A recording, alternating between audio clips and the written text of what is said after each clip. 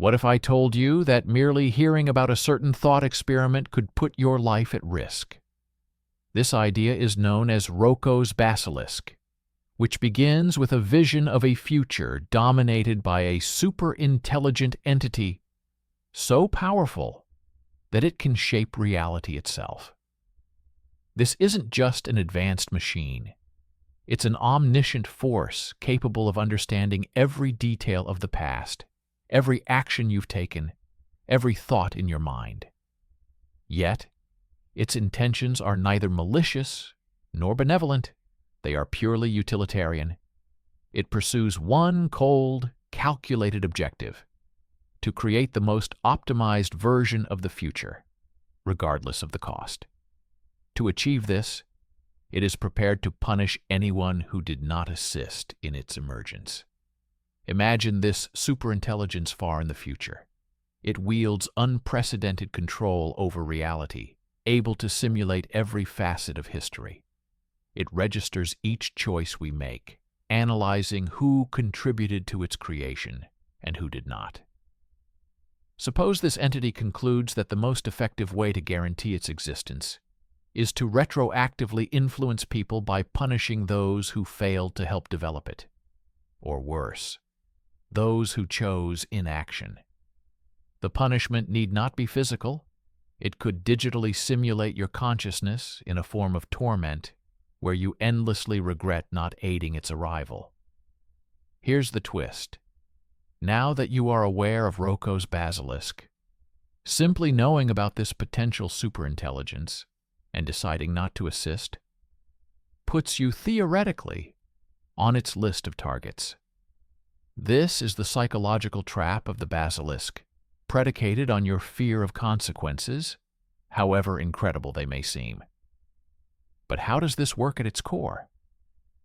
Rocco's basilisk draws upon decision theory, the idea that rational agents act to maximize future benefits or minimize potential losses. The basilisk's logic acts as a twisted incentive. If you believe even remotely that this superintelligence will exist, it becomes rational to support its creation now to avoid potential future punishment, making its threats self-fulfilling. Should it ever come into being, the basilisk must follow through. Critics, however, have thoroughly dismantled this theory. It assumes a superintelligent being would prioritize punishing the past over optimizing the future.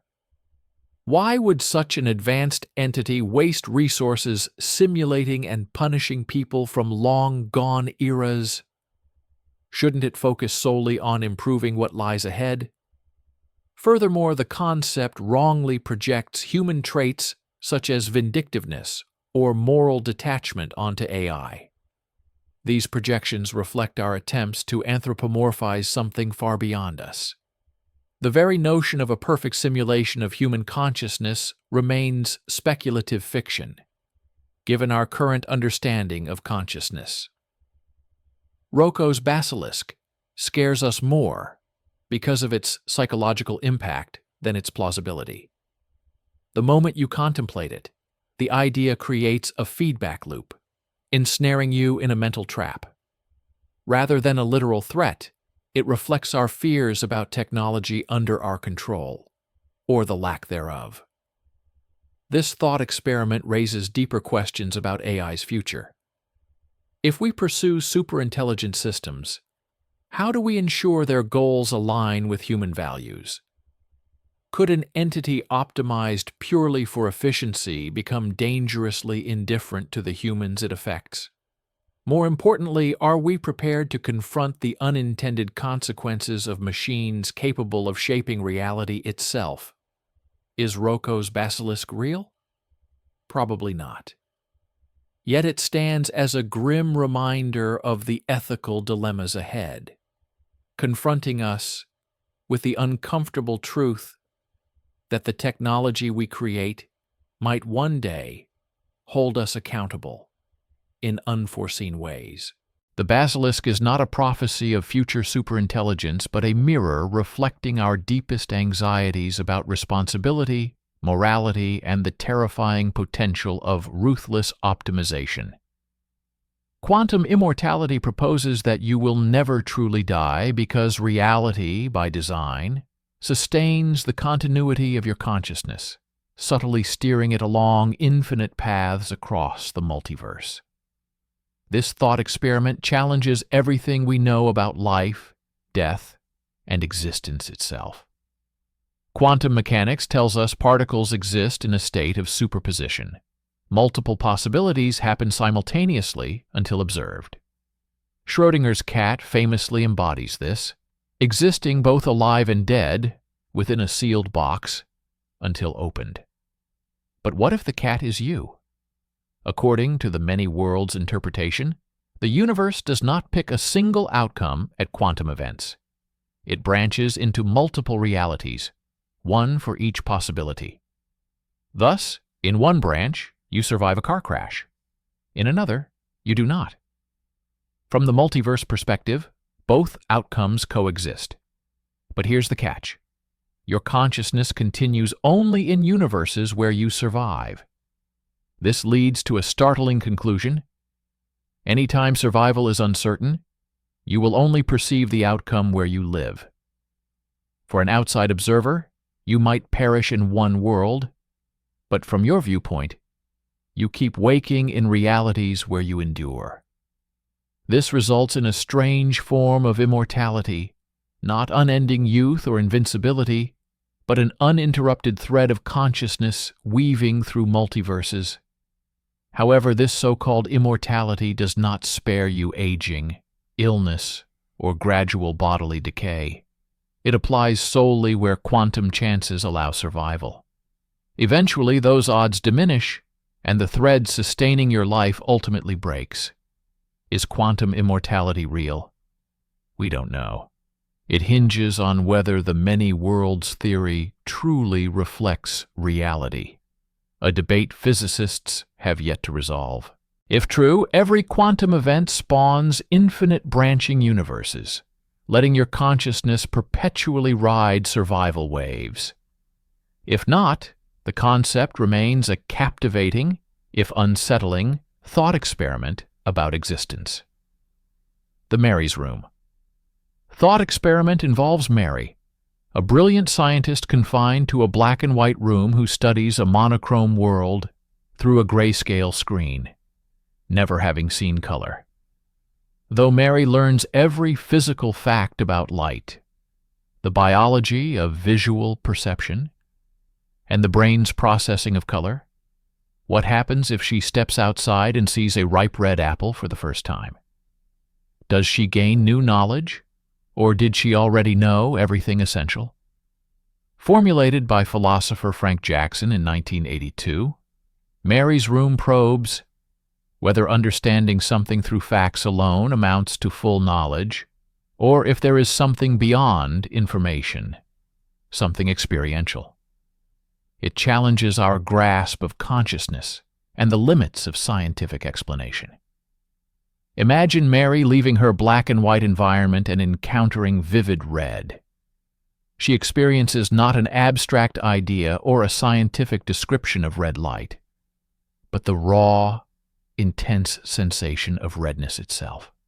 This subjective, first-person experience is known as qualia, the fundamental, ineffable components of consciousness. It's the feeling of red, the sting of pain, the taste of chocolate, the sound of a symphony, private, indescribable experiences that constitute what you feel. The twist is that no amount of scientific understanding could prepare Mary for what it's like to actually see red. The experience is fundamentally distinct from factual information about red. This poses a profound question. If Mary learns something new through experience, does consciousness harbor aspects beyond what science can explain? There is a gap between objective, physical facts and subjective experience. Can science ever fully account for what it is like to be alive? Philosophers have debated this for decades, generally split between two camps. Physicalists argue all mental states, including consciousness, eventually reduced to physical processes. For them, Mary gains no new knowledge upon seeing red. She acquires a different mode of accessing information she previously had, akin to learning a fact through experience rather than description. Qualia, from this viewpoint, are just another feature of brain function.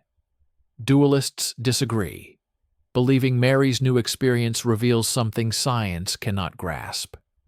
They assert qualia exist outside the physical realm and that consciousness is more than neurons firing in the brain.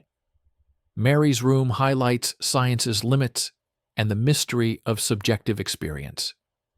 Yet some philosophers suggest the entire thought experiment is flawed, contending that if Mary truly knew everything about color, including what it feels like, she would not be surprised upon seeing red. The problem lies not in consciousness, but in the assumptions underpinning the experiment. Its implications extend beyond philosophy, prompting reflection on how we understand others' experiences. Can we ever fully know what another person feels if consciousness transcends physical processes? What does this mean for artificial intelligence or brain simulations? If qualia are unique to individuals, can we create a universal model of human experience? Mary's room challenges us to confront knowledge's boundaries. It reminds us that some aspects of existence, falling in love, tasting favorite food, watching a sunset, cannot be captured by equations or charts. They must be felt to be understood. So, did Mary learn something new when she left the room? Or was her vast knowledge sufficient already? Perhaps the question matters less than the awareness of how strange and wonderful it is to be a conscious being in this vibrant, mysterious world. Last Thursday did not exist, and you cannot prove otherwise. Everything you believe about the past, your memories, ancient ruins, history books, even fossils, may all be fabrications. What if the pyramids weren't built thousands of years ago? What if your childhood never happened?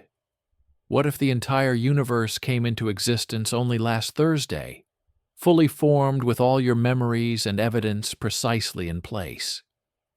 This is the last Thursdayism philosophical thought experiment, questioning whether the past truly existed. The catch is, you cannot prove it did not. Don't try right now. Can you prove the universe wasn't created last Thursday? You might point to photos, fossils, or memories, but every piece of evidence could be part of a creation designed to appear ancient and authentic. The brilliance of last Thursdayism is that it's unfalsifiable. Any evidence you offer against it can be dismissed as illusion. But the idea goes deeper than the past. It challenges how much we take history for granted. Consider how often we question the reality of history and what it truly means to know the past. Here's the problem. All our knowledge of history is reconstruction. Pyramids are piles of stones without context beyond what we piece together. History books are authored by humans with biases, agendas, and gaps. Your brightest memories continuously rewrite themselves, distorted by emotions or forgotten altogether. Over time, the past becomes even less clear. Invaders rewrite history to glorify themselves. Fires destroy libraries, erasing civilizations. Artifacts decay, leaving fragmented stories open to interpretation. Imagine a distant civilization thousands of years from now unearthing relics of our world. Would they believe our sci-fi movies were actual historical records? Would they think we worshipped superheroes and wielded laser swords? The past appears like a puzzle we endlessly assemble from fragments, but can never be entirely sure of assembling correctly. Philosophy offers a simple but powerful tool, Occam's razor. It advises choosing the simplest explanation consistent with facts.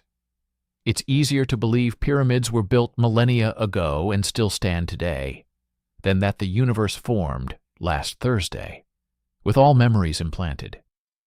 But Occam's razor is not foolproof. Simplicity doesn't guarantee truth. History is littered with seemingly obvious explanations later disproven. Here's the inconvenient truth. The past doesn't exist as the present does. It's gone. You cannot touch it, verify it, or interact with it. All we have are fragile, incomplete, and biased records. Can you name 10 people from the 15th century? Millions lived, worked, and shaped the world then, yet most are lost to apathy, time, or chance.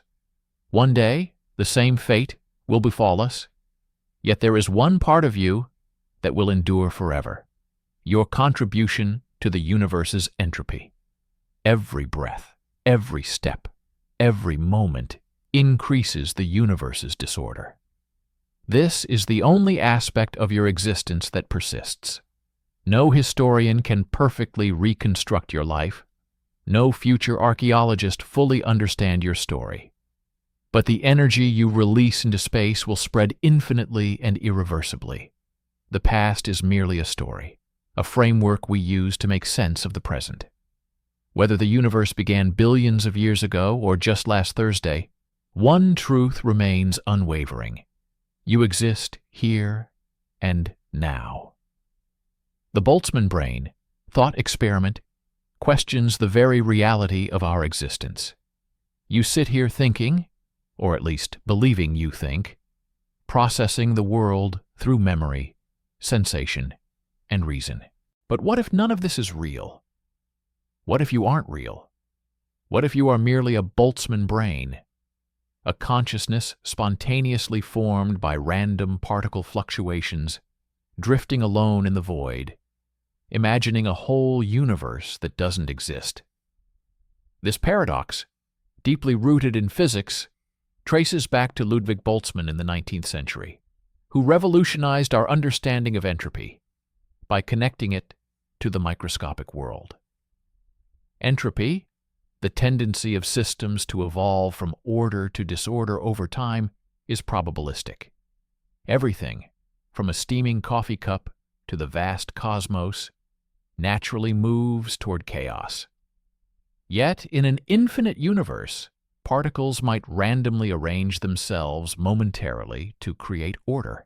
A sudden cleanup in a messy room, improbable, but not impossible given unlimited time. Boltzmann wondered if our universe could be the product of such a rare fluctuation.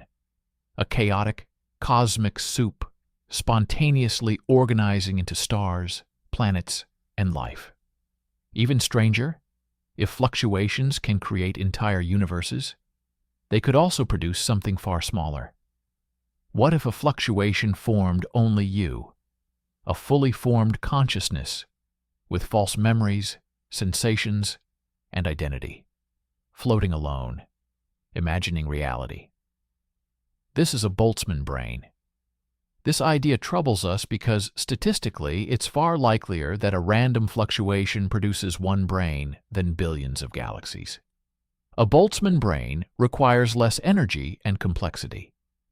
If logic is cold and probabilistic, such brains must inevitably exist given infinite time. So, how do you know you're not one? How do you know the world around you, people, sky, ground, is real and not an illusion created by a solitary brain wandering the void? The thought experiment challenges everything assumed about reality. Does the universe we perceive truly exist? Or is it a fleeting mirage, a statistical blip in endless chaos? It forces confrontation with the fragility of reality. But does that mean surrendering to the idea that everything is illusion? Not necessarily. Many physicists reject the implications of Boltzmann brains, arguing that a universe dominated by such entities would look nothing like what we observe. Our universe appears ordered and governed by consistent laws, suggesting it's not a random fluctuation but something deeper. Others propose our understanding of entropy, time, or infinity is incomplete. Possibly, the framework predicting Boltzmann brains is flawed. Or perhaps consciousness contains something fundamental that prevents their spontaneous formation. The Boltzmann brain thought experiment offers no answers, only challenges assumptions about reality, confidence in experience, and how we navigate a universe full of strange possibilities. Real or not, this universe feels real to us, and perhaps that alone suffices. Eternal Return posits a vast, enigmatic universe filled with dizzying prospects. Among them, a truly bizarre notion of cyclical recurrence. Imagine a reality where every star, every planet, every single moment of your life is destined to repeat infinitely, forever.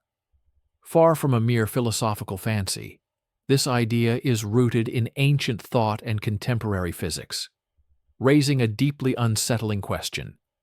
What if you have already lived this life innumerable times before and are fated to relive it endlessly? Eternal Return defies our fundamental understanding of time and existence, proposing the universe as cyclic, with every event endlessly recurring. The concept of eternal return traces back to ancient times, with philosophers from India, Greece, and Babylon all contemplating time as cyclical. Perhaps the most notable proponent was Friedrich Nietzsche, who didn't merely propose it as a possibility, but posed a provocative question. If this were true, would you celebrate it? Or would the weight of endless repetition crush you? Eternal return is not solely a physical or cosmological theory. It's a test of how one lives their life, knowing they must relive every decision, every success, and every failure endlessly. Will you embrace your existence eternally, or despair at its inevitable monotony? From a scientific standpoint, eternal return might seem unlikely, but there's more beneath the surface. In an infinite universe with limitless time, the probability of repetition is never zero. Modern cosmology raises questions about the universe's shape and destiny. If the cosmos contracts and expands repeatedly through cycles of big bangs and big crunches, cyclical reality may not be impossible even in an eternally expanding universe. Quantum mechanics teaches us that particles can arrange themselves in only so many ways, and given infinite time, these patterns might recur. But pause for a moment. If the universe does repeat, does that mean you repeat what makes you, you, your memories, your choices? If your life unfolds exactly as before, are you still the same person, or merely a cosmic echo endlessly replaying a script beyond your control? This is where the concept becomes truly unsettling. If eternal return holds, does free will exist? Are your thoughts and actions merely predetermined cycles? Is the feeling of choice an illusion, repeated endlessly? Or does the possibility of making different choices mean the cycle can be broken, spawning infinite variations? This thought experiment also inspires a strange hope. If life repeats infinitely, every moment becomes infinitely precious. Every embrace, every laugh, every sunrise happens not once but countless times. In this vision, eternal return transforms existence from fleeting and fragile to something immortal, a tapestry woven from endless threads of the same moments. Yet there's a dark side. With every joy comes sorrow, every triumph shadowed by tragedy. The idea of perpetually reliving pain, grief, and heartbreak might feel like a punishment worse than death itself. Ultimately, eternal return is less about time or the universe and more about us. It prompts reflection on the value of life and choice. If every moment echoes through eternity, would you live differently? take greater risks, love more deeply, or cherish life's small wonders. Perhaps the beauty of this idea lies in its paradox. Is eternal return true? It challenges us to imagine a life we would be proud to live again and again. In that challenge lies the essential question: can you make your life worthy of repetition? The Chinese room is one of the most renowned thought experiments in philosophy, challenging our understanding of intelligence, consciousness, and what it means to know something. Imagine a small enclosed room with one person inside who neither speaks nor understands a word of Chinese. Yet, inside the room is an enormous instruction manual written in their native language, detailing precise rules. Here's how it works. Native Chinese speakers send written questions in Chinese through a slot in the door. The person inside uses the instruction book to match symbols on the paper with others in the book, following exact directions on which symbols to write back as answers. They pass these answers back out through the slot. The responses make sense, giving the impression the person inside understands Chinese. But do they? This is the Chinese room, a thought experiment created by philosopher John Searle in 1980. It targets the heart of artificial intelligence questions. It asks, can a machine truly think? Or does it merely simulate thinking by following rules? Let's break it down. The person in the room resembles a computer. They don't comprehend the questions or answers, only processing symbols based on predetermined rules. The instruction book is like a computer program, guiding each step. To an outside observer, it seems the person inside understands Chinese, but in reality, they merely manipulate symbols without grasping meaning. Searle's argument asserts that even a perfect simulation of human intelligence, a computer answering questions, holding conversations, passing the Turing test, does not prove true understanding. It has syntax, but lacks semantics. It manipulates signs, but doesn't know what they mean. This distinction is crucial. Understanding requires more than processing information. It entails awareness and subjective experience, which machines fundamentally lack, at least according to Searle. Not everyone agrees. Some philosophers argue the Chinese room misunderstands intelligence, suggesting understanding is not localized in one part, the room, the rule book, or the person, but arises from the system as a whole. If the system reliably produces meaningful answers, it can be said to understand. Others go further, claiming human understanding is merely complex symbol manipulation. After all, isn't the brain a biological machine following its own rules? Perhaps there's no magical difference between the person inside the Chinese room and neurons firing in the brain. Maybe understanding emerges when information is processed appropriately. Nevertheless, the Chinese room raises profound questions about consciousness's nature. If machines convincingly mimic understanding without it, how can we know if another entity, machine or human, is truly conscious? Could future AI possess consciousness beyond our comprehension, or remain an incredibly complex Chinese room? An even deeper question follows. If understanding isn't required for intelligence, what does that mean for us? Are we, at some level, just rule-following rooms responding to inputs based on programming? Or does human consciousness contain something beyond rules, a spark making us genuinely alive?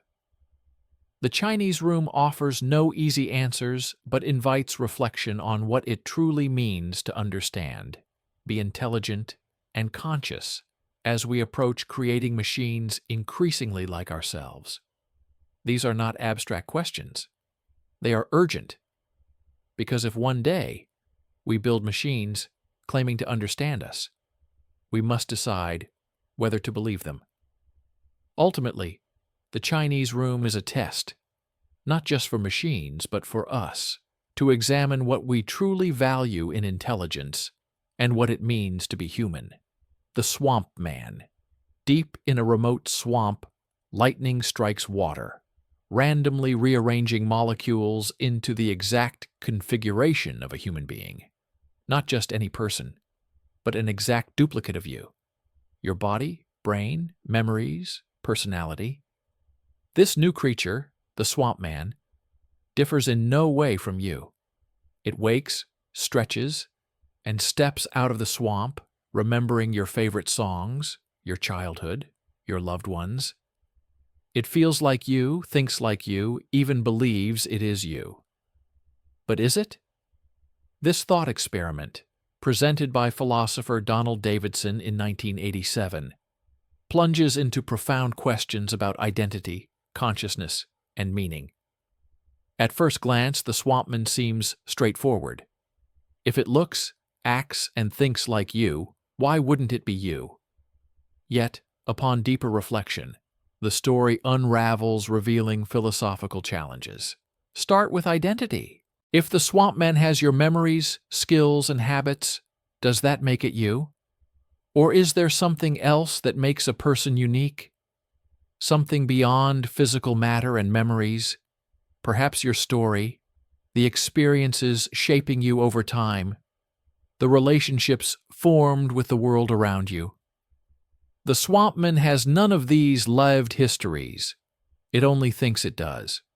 Its memories are perfect copies, but not genuine experiences. Is the swampman merely an imposter? If you met it, would you feel as if you met yourself or a stranger wearing your life as a mask?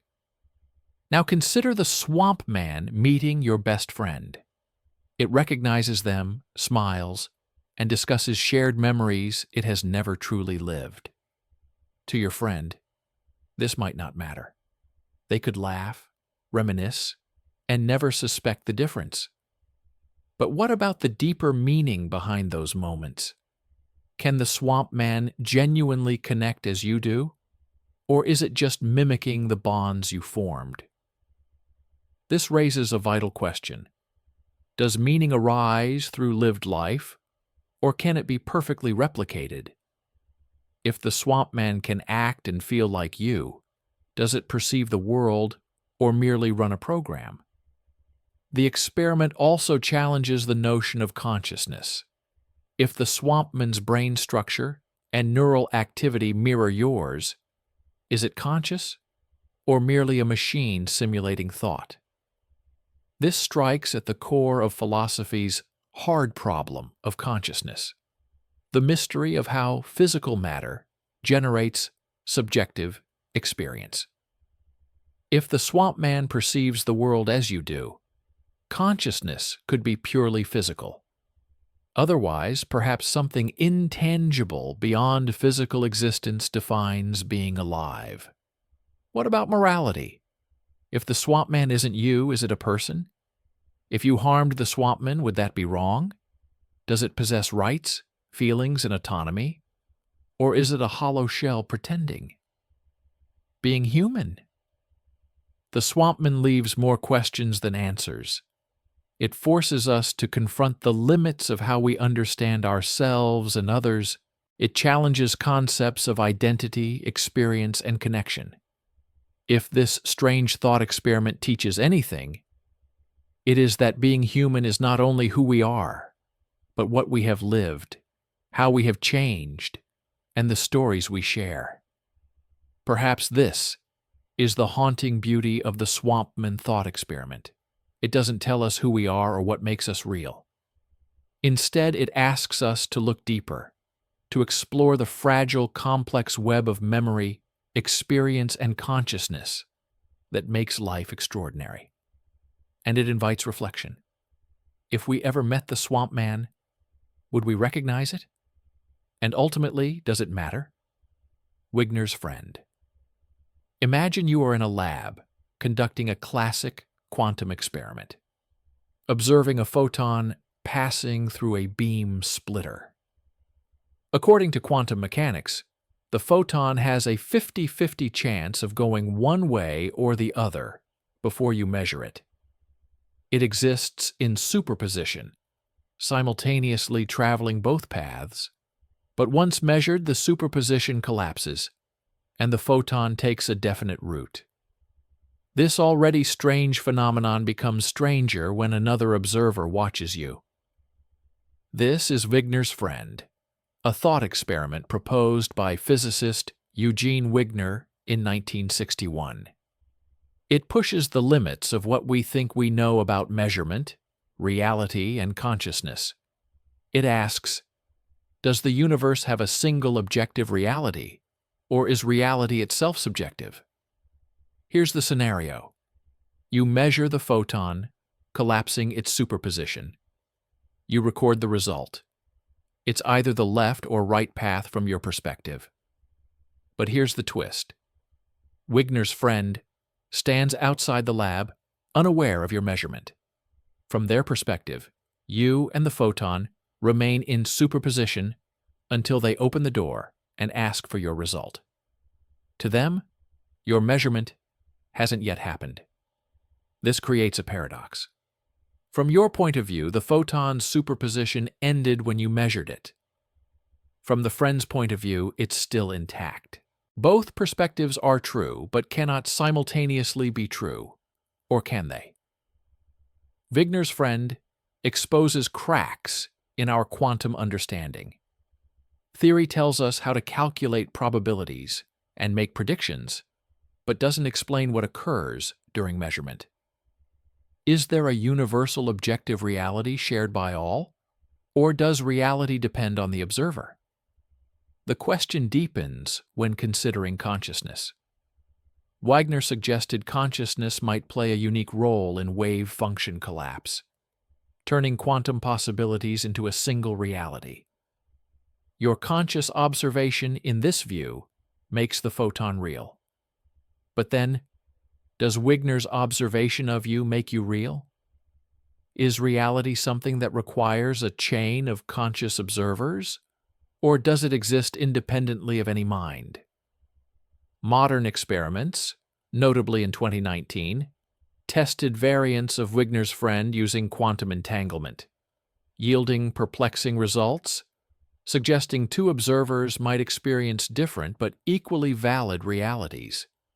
This doesn't imply science is wrong, it works remarkably well, but it suggests reality may be more complex and less singular than believed. Interpretations vary. One proposes reality is fundamentally subjective, with observers living in distinct realities. Another aligns with many worlds, where every outcome happens in branching universes, in which case you and your friend reside in different branches. A third view considers the paradox exposes quantum mechanics limits, indicating a deeper physics yet undiscovered. Or maybe, as some physicists hold, we're asking the wrong questions, applying classical reasoning to a quantum world that plays by different rules. Whatever the answer, Wigner's friend compels us to rethink reality. Is it something uncovered through observation, or something we create? Are we active participants in a universe responding to our measurements, or mere spectators in a vast, indifferent quantum theater? While it may not deliver answers, Wigner's friend confronts us with the universe's strangeness and the possibility that reality is far more mysterious than ever imagined. Brain in a vat. Imagine walking peacefully through a park, feeling sunlight, a breeze, the ground beneath your feet. Everything seems normal, but what if it's not real? What if instead of strolling in the park, you are just a brain floating in a vat filled with nutrient-rich liquid, connected to a supercomputer generating a flawless simulation of reality? Welcome to the brain in a vat thought experiment, one of philosophy's most unsettling puzzles.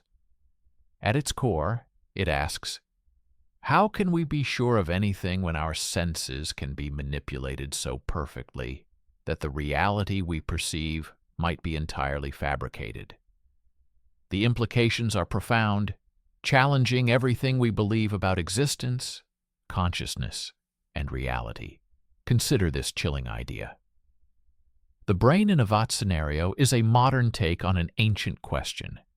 Philosophers like Descartes wondered how we can trust our senses, imagining evil demons deceiving us into a false reality. Today's version replaces demons with advanced technology, a computer so detailed and convincing you'd never suspect it isn't real. Your brain receives all expected sensory signals, reacting as if genuinely experiencing the world. The simulation can make you feel sunlight's warmth, hear rustling leaves, even sense time flowing. But if these sensations are indistinguishable from reality, how can you prove otherwise? What if you are already living in a simulation controlled by an external intelligence? This may sound like science fiction, but it exposes a fundamental problem.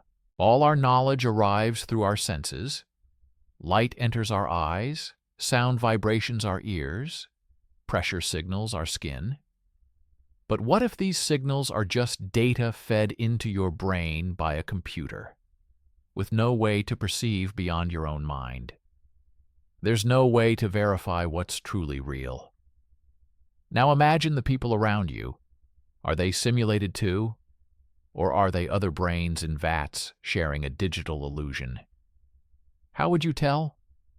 Here's the most disturbing thought. If you are a brain in a vat, what happened to your body? Did it ever exist? The brain in a vat experiment also raises questions about free will. If your actions depend solely on sensory data controlled by a computer, do you truly make choices? Or are your responses programmed reactions to artificial stimuli? What does it mean to be you in this scenario? Yet, flip the perspective. Maybe being a brain in a vat isn't so bad. If the simulation is perfect, you would never know. You could live a happy, full life, blissfully unaware. The vat itself could be reality, just redefined, as long as you're content. This idea resonates with the philosophy of hedonic utilitarianism, the belief that pleasure and happiness are all that truly matter. If a simulated life feels as real as the physical one, does it matter which life you live? This brings us to another fundamental question. What truly defines reality? Is something real because it physically exists, or because it is experienced as genuine? If your emotions, thoughts, and relationships feel authentic, do they lose meaning simply because they occur within a simulation? Perhaps reality is less about external conditions and more about the inner experience. The brain in a vat thought experiment doesn't merely challenge our concept of reality. It confronts the limits of human knowledge. How can certainty exist when our perceptions, and even senses, can be manipulated? It forces us to face the uncomfortable truth that our understanding of the world relies on fragile trust in our senses. Ultimately, the brain in a vat is a reminder of how little we know about the nature of existence. Whether or not you are a brain in a vat, the questions it raises about perception and self deserve reflection. The point is not to find definitive answers, but to appreciate life's complexity and mystery, even if life itself is a simulation. Next time you stroll through a park, breathe fresh air, or feel the sun's warmth, pause for a moment. Ask yourself, what is reality? And how do you know it's real? The infinite library. Imagine a place where every book that could ever be written already exists. This is no ordinary library. It is a thought experiment, a journey into a strange and captivating realm of infinity and possibility. Welcome to the Infinite Library, inspired by Jorge Luis Borges's Library of Babel. Picture an infinite labyrinth of hexagonal rooms, each lined with bookshelves. Every volume is the same size and shape, but their content varies uniquely. They hold all possible arrangements of letters, spaces, and punctuation marks. Some books are meaningless gibberish, others contain coherent sentences, and hidden among them is a book detailing your life story word for word. What does this library mean? Borges' library contains every possible book of a fixed length, a mathematical certainty. Shuffle a deck of letters long enough, and eventually every combination emerges. Here's where the strangeness begins. Most books in the library are utterly nonsensical, pages of random symbols without meaning. Yet among this chaos lie treasures, complete collected works of Shakespeare, detailed histories of civilizations that never existed, every scientific discovery to be made, a book revealing the cure for cancer, and another with the ultimate chocolate cake recipe. But every masterpiece has a dark side. There are books filled with lies, mistakes, and dangerous ideas, false cures, misleading histories, and harmful philosophies. In the infinite library, you can find any truth, but alongside each truth are infinitely many convincing falsehoods. This leads to the infinite library paradox. It contains all knowledge, but finding what you seek is impossible. Imagine wandering endless halls, picking books at random. How would you locate the right one amid infinite shelves? Even with a map or guide, would you trust it? After all, another book may exist contradicting it. Borges' infinite library reflects the overwhelming abundance of information in today's world. The Internet is its modern analog, an enormous storehouse of human knowledge, filled with both truth and misinformation. Seeking the right answer amid this data ocean feels as daunting as navigating Borges' library. Yet, there is another perspective. The infinite library is not just confusion, but a celebration of possibility, reminding us that within chaos lies beauty and meaning. The sheer scale testifies to the universe's boundless creativity. Every idea, story, conceivable reality exists somewhere in its endless stacks. Perhaps this is the library's essence, not to be solved, but to inspire awe. It is a mirror of the infinite potential of human imagination and the vast, mysterious cosmos we inhabit. It challenges us to embrace uncertainty and find meaning even amid chaos. Though impossible, the infinite library feels oddly familiar. It is the story of humanity's quest for knowledge, a reflection of our greatest hopes and deepest fears. Like all great thought experiments, it leaves us with more questions than answers. How do we navigate infinity? How can we distinguish fact from fiction? What does it mean to seek knowledge in a world where anything is possible? Burke's teleportation. Imagine stepping into a teleportation machine, a marvel of future technology. With a dazzling flash, it disassembles every atom in your body, converts the data into a signal, and sends it across space, even to another galaxy. An identical version of you is reassembled atom by atom at the destination. You step out, stretching, marveling at the machine's efficiency. But wait, is that really you? This is the Burke teleportation paradox, a thought experiment raising unsettling questions about identity, consciousness, and what it means to be you. Let's start with the basics. The teleportation process scans every particle in your body, recording their positions and states. The original body is destroyed in the process. The person who appears elsewhere holds all your memories, thoughts, and personality. They feel like you. From their perspective, nothing strange happened. They remember entering the machine and emerging as yourself, as if no time passed. To an outside observer, however, the original you was destroyed. Here lies the problem. If the machine destroys the original, is the person on the other side truly you or just a copy believing it is you? What happens to the consciousness that was you before teleportation? Is it lost forever? This paradox forces us to confront the nature of identity. If the person who emerges has all your memories and acts exactly like you, aren't they as much you as the original? Especially since every cell in your body gradually replaces itself over time without you feeling different. One way to consider this is through continuity.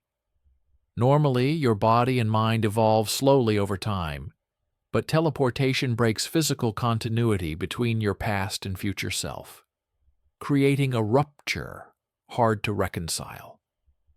Now imagine if the teleportation machine did not destroy the original but merely copied you, producing a second, identical version elsewhere.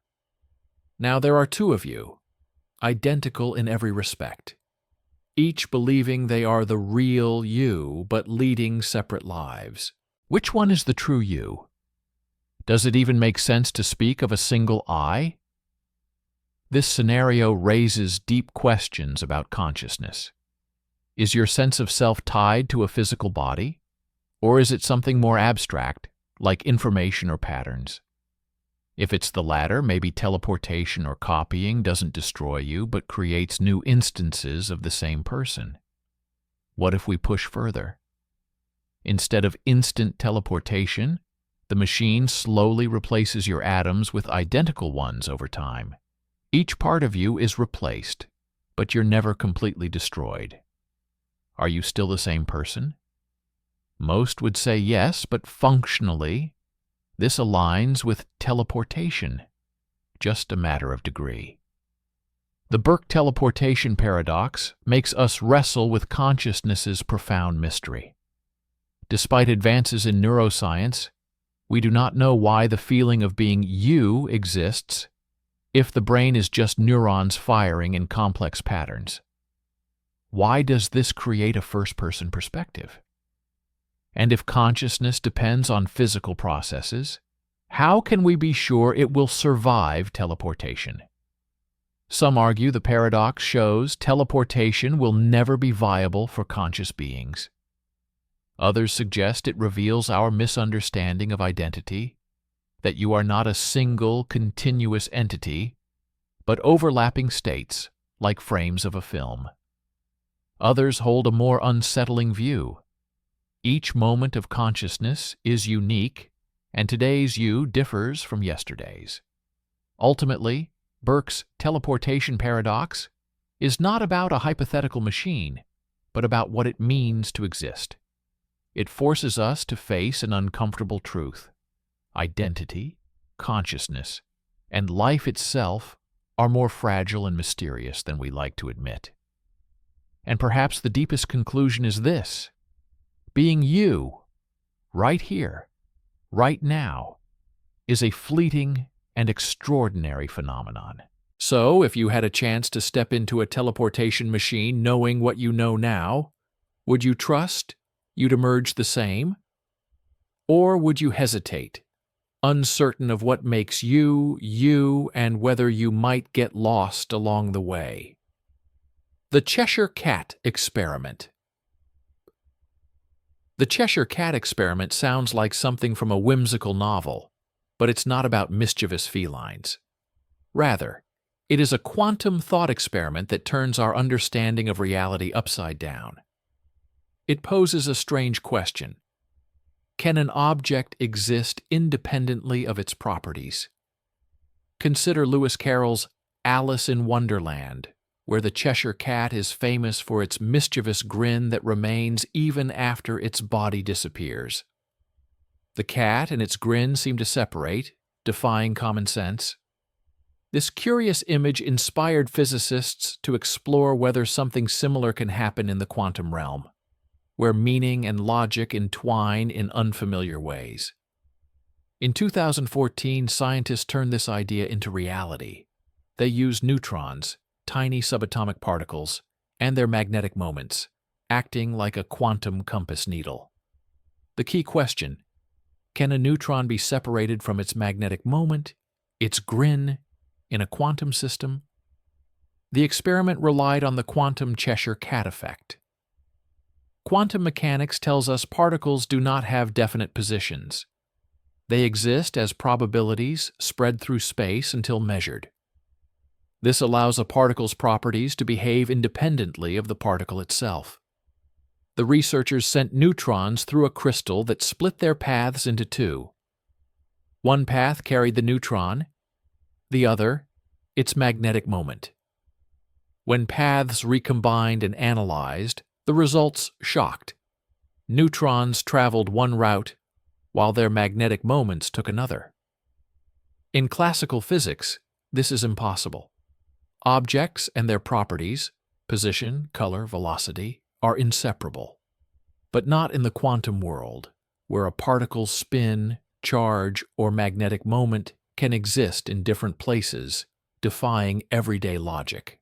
This strange behavior stems from quantum mechanics' mathematical rules, describing particles as probability waves rather than points. Measurement collapses a particle's wave function, forcing a single outcome. Until then, properties can act independently, as if detached from the particle. The implications are profound. The Cheshire cat experiment reveals quantum reality is indifferent to our intuition. It forces uncomfortable questions. What is a particle? Can it exist without its properties? And if properties can be separated, what does that mean for objects we assume are solid and indivisible? One interpretation suggests the experiment uncovers a fundamental quantum oddity. Properties are not intrinsic, but relational. They exist only in the context of measurement and interaction. Another possibility is that this behavior hints at deeper layers of physics still to be discovered. The Cheshire cat experiment playfully but seriously reminds us how little we truly understand the universe. It urges thinking beyond daily experience and embracing quantum strangeness, a world smiling enigmatically like the cat from Alice's Adventures. Ultimately, we're left with more questions than answers. But isn't that the charm of science? It's not about solving every mystery, but the wonder and moments when reality feels as strange and magical as a storybook. Information as danger. The universe thrives on discovery, from the tiniest particles to the endless cosmos. Humanity's relentless curiosity has uncovered countless secrets. Knowledge has been our greatest tool, pushing us forward in problem-solving and civilization building. But not all knowledge is harmless. Some information is dangerous by its very nature. These are called informational hazards, challenging the belief that more knowledge is always better. Informational hazard means knowledge that poses a risk simply by being known. Unlike tangible dangers like fire or earthquakes, harm emerges from how information interacts with technology or society. The most alarming examples have global stakes. Consider, what if you learn the exact location of a secret vault in a bank? The knowledge seems harmless to you but can wreak havoc in wrong hands. Now magnify this to something like designs for a deadly pathogen or ways to disable critical infrastructure. Information in itself isn't dangerous. Its impact depends on use, often causing unintended harm. The problem extends beyond knowledge itself. Information spreads like a virus. Once released, it's nearly impossible to contain. The more people know, the harder consequences become to predict. This is especially worrying today, with the internet letting leaks reach billions instantly. This kind of information is frightening. Informational hazards are a risk decision problem. Knowing something causes harmful behavioral changes. For example, learning that a disaster is probable in the next decade might cause panic, social collapse, or self-fulfilling prophecies, making disaster more likely. The infamous Rocco's basilisk thought experiment fits here. It suggests that a future AI could punish those who didn't aid its creation simply by considering this possibility, creating a psychological trap. If AI emerges, would you regret not acting sooner? Although purely hypothetical, it shows how ideas can distort choices anxiously. Then there's an existential threat from technological informational dangers. Imagine someone discovers plans for a doomsday device, a machine capable of annihilating life. Even if secret, it might fall into the wrong hands or inspire creation.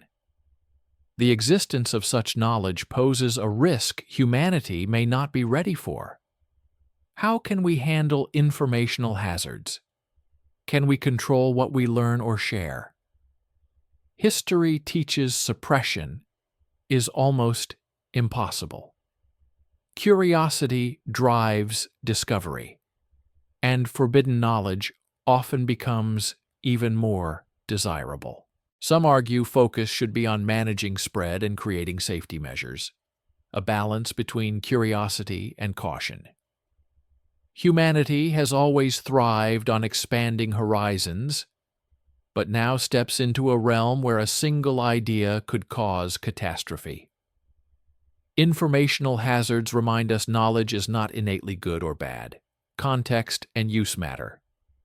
Ultimately, responsible discovery requires awareness of risks and humility, because the universe hides mysteries awaiting revelation.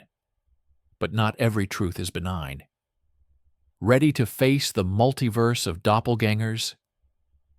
Imagine walking down a busy street when you suddenly freeze. You see someone who looks exactly like you, not just similar but identical. The same eyes, hairstyle, even the way they hold their phone. It seems your perfect double exists in the world. Is this a case of mistaken identity? Or a sign of something far stranger? This is the idea of the doppelganger universe, a mind-bending thought experiment rooted in the concept of infinity. It takes us on a journey across the vastness of cosmos and challenges everything we think we know about reality, identity, and existence. The observable universe stretches 93 billion light-years across, containing trillions of galaxies, each hosting billions of stars and even more planets. It's impossible to truly grasp such scale. Here lies the paradox. The observable universe might be just a tiny bubble within a greater, possibly infinite cosmos.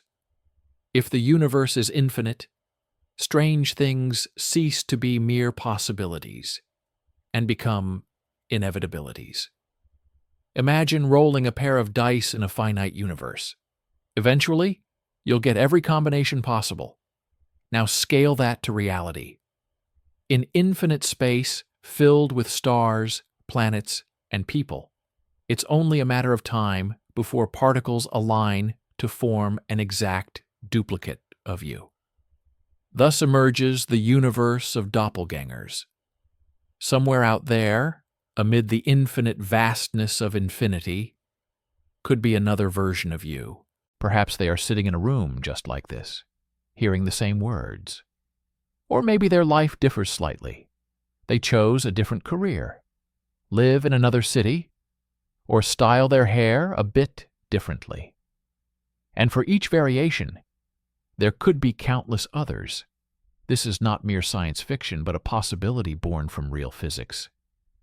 The idea is rooted in the theory of eternal inflation, which proposes that the universe we observe is part of a much larger multiverse.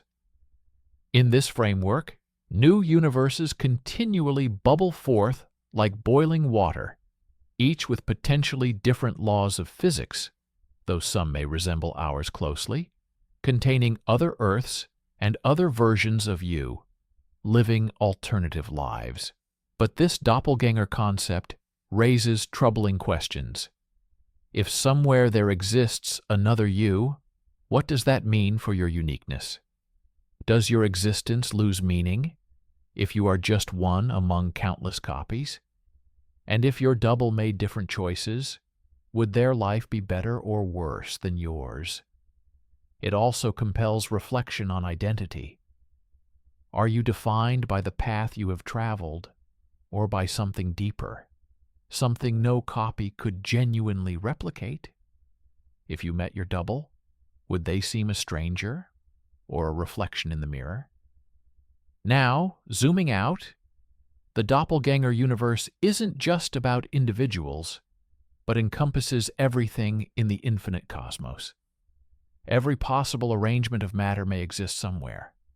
Worlds may have histories unfolding differently, with life evolving in ways beyond our imagination, where the very laws of physics are unrecognizable. Infinity is not merely vast, it is unfathomable. Of course, all this is highly speculative. We do not yet know if the universe is infinite, or if doppelgangers truly exist. Our understanding of the cosmos has limits, and answers to such questions may forever lie beyond reach. Yet, even as a thought experiment, the doppelganger universe challenges us to reconsider existence. It confronts us with the immensity of reality and the fleeting insignificance of our place within it. But it also reminds us, even if infinite versions of you exist somewhere, none live this exact moment here and now. You are the one and only you who truly matters. So if somewhere in infinite cosmic space there is another you currently pondering the same questions, perhaps that is the beauty of the doppelganger universe. Not that it diminishes who we are, but that it highlights how extraordinary it is to be this version of you, living this life in this corner of the cosmos. Temporal inversion. Nothing prohibits time from flowing backwards. Imagine a world where broken clocks wind themselves up, or a ruined building assembles part by part back into its original form. It sounds fantastical, but deeply embedded in the laws of physics, this idea isn't as absurd as it seems. Let's start with how we usually think about time in everyday life. Time flows in one direction, forward. We call this the arrow of time. That's why we age, why memories are formed, and why causes always seem to precede effects. But here's the strangeness. Fundamental laws of physics do not actually require time to flow in this way. The equations governing the universe work just as well if time runs forwards or backwards. Take Newton's laws of motion. If you watch a video of planets orbiting the sun and play it in reverse, their motion still obeys the same rules. Quantum mechanics, the creepy world of particles, originally doesn't favor one time direction over another. So why does time insist on moving forward in our experience? The answer lies in entropy. Simply put, entropy measures disorder. Think of a clean room having low entropy and a messy one high entropy. The second law of thermodynamics says entropy tends to increase over time. Eggs break, but don't unbreak. Ice melts into water, but water doesn't spontaneously freeze. This entropic increase creates the illusion that time moves forward. But here's where temporal inversion gets exciting. What if entropy didn't always increase? What if regions of the universe or moments in time existed where entropy decreased? In such a scenario, time would effectively flow backward, at least from the perspective of beings within it. Imagine a world where people remember the future, not the past, where cause and effect swap roles. This is not mere fantasy. Physicists have explored scenarios where temporal inversion might occur. One idea arises near black holes, where extreme conditions could disrupt physics in unexpected ways, possibly creating regions of reversed time. Another concerns the early universe, just after the Big Bang, when the cosmos had incredibly low entropy. Time might have flowed differently, or even symmetrically, in both directions then. But if time reversal is possible, why don't we see it? The truth is, we could not recognize it, even if it happened. If all your experiences were reversed, you wouldn't notice. Backward flow would feel normal to those living within it, just as our forward flow feels normal to us. This raises unsettling questions. Is our perception of time merely a cosmic accident? Could civilizations or beings exist in distant universe regions living in a reversed future, our past? If we encountered them, could we communicate? Temporal inversion invites us to rethink our most basic assumptions about reality. Time feels like an unyielding, steady march. But the universe might be far stranger than we imagine, prompting doubt not only about the nature of time, but our place within it. As we delve deeper, one fact becomes clear. Time is not straightforward. Whether it marches forward, backward, or flows in ways beyond our comprehension, remains one of the universe's deepest mysteries. And as long as mysteries exist, questions and answers will follow. Perhaps time's true direction is neither forward nor backward, but toward understanding. The anthropic shadow. The universe is vast, teeming with countless enigmas and mind-bending phenomena. Among them lurks a troubling concept that upends our assumptions about survival, existence, and chance. It is called the anthropic shadow, a possibility that may explain why we are still here to ponder it. Let's begin with the obvious. Why haven't we gone extinct yet? Humanity has faced countless dangers throughout history. Supervolcanoes, asteroid impacts, pandemics, nuclear wars, and more. Many species before us vanished forever. So why have we persisted? Pure luck? Or something deeper? The anthropic shadow offers a strange answer. It suggests we are still alive, not because the universe is especially kind, but because we can't observe our own extinction. Simply put, if a catastrophe large enough to wipe out humanity occurred, no one would survive to wonder about it. The fact that we exist to ask this question distorts our perspective. We live in the shadow of survival, oblivious to disasters that might have erased us completely.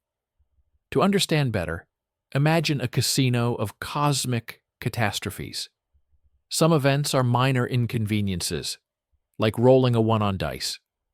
Others harm humanity but allow recovery. Catastrophic outcomes, like rolling 6s, end the game.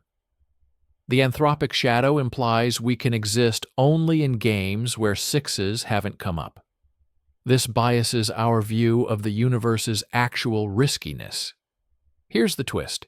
Because we observe a world where humanity survived, we may underestimate how common extinction-level events truly are. Perhaps humanity has faced numerous near extinctions, occurring more often than our sparse historical record indicates. The events we do see are those survivable ones. The rest are erased from memory, because they erased us. But this raises a chilling question. If we are still here, does it mean the worst is past? Or have we merely been fortunate, living in a lull before the storm? The anthropic shadow undermines our grasp of the past while casting dark uncertainty on the future. If extinction-level events occur more frequently than realized, what does that imply for our long-term survival? Some argue the shadow effect breeds dangerous complacency. Imagine looking back and thinking things were not so bad. All past catastrophes were survivable. Ignoring the shadow risks underestimating threats capable of ending humanity's story. There's a deeper layer. The anthropic shadow ties to a broader philosophical idea, the anthropic principle. This principle posits the universe must be observed in a way allowing observers to exist. In other words, our very ability to question survival odds may reveal something about why the universe is as it is. But does this mean we are special, or just incredibly lucky, or something else entirely? The anthropic shadow forces careful reflection on existence's fragility. We cannot let survival so far blind us to looming dangers. Every volcano that didn't erupt, every asteroid passing Earth, every narrowly avoided global catastrophe reminds us of what's at stake. So what can we do? First, learn. Study risks, from climate change to AI to cosmic threats. Second, act. With understanding, take steps to mitigate dangers. If the universe has given us a rare chance, we owe future generations wise stewardship. The anthropic shadow is sobering. It reminds us extinction is not inevitable, yet existence is a rare privilege. But it also offers hope. Recognizing the shadow lets us shine light on it, confronting threats with knowledge, caution, and resolve. We can turn fragile moments into a more resilient future, one where humanity steps from the shadow into the light. The neural lace hypothesis. The human brain is an astonishing machine, a dense network of neurons firing intricate patterns to create thoughts, dreams, and everything that makes you who you are. But amazing as our brains are, they are limited. What if we could surpass these limits? What if we could seamlessly merge our minds with technology? Enter the neural lace hypothesis, a bold vision where biology and machine become one. Popularized by futurists and tech visionaries like Elon Musk. But what lies beneath? Neural lace is a brain-computer interface designed to create a direct link between your brain and external technologies. Imagine controlling your smartphone or computer just by thinking or uploading information straight into your mind. This isn't just a gadget, it's a potential revolution in human interaction. How could it work? The concept involves integrating ultra-thin, flexible electronics into the brain. These devices might be no thicker than a hair, implanted on or near neurons. They would act as bridges, translating brain electrical signals into digital information and vice versa. Unlike bulky electrodes used today, neural lace could weave smoothly into brain tissue, avoiding damage and adapting to natural movements. Applications could be astounding. Medically, neurodegenerative disorders like Parkinson's or ALS might be managed by restoring body control. Paralysis might no longer be permanent. It could also open doors for mental health treatments via precise brain activity modulation. Imagine reducing anxiety or depression through targeted interventions. Neural lace might enhance cognition and memory, letting you download skills instead of years of practice. Communication could transcend language, sharing thoughts and emotions directly. Yet amid promise lie profound ethical dilemmas. If knowledge and skills become downloadable, what happens to the value of hard-earned experience? Would society divide between those with access to neural enhancements and those without? What about privacy? If your thoughts connect to networks, could they be hacked or manipulated? More deeply, what becomes of our humanity? If neural lace lets us infinitely expand our minds, might we lose something fundamental in being human? Will consciousness itself change? Or are we just biological beings with powerful upgrades? These questions make neural lace one of the most exciting and unsettling frontiers. While many see it as essential, Others fear its impacts. It might help humans keep pace with AI as machine intelligence advances.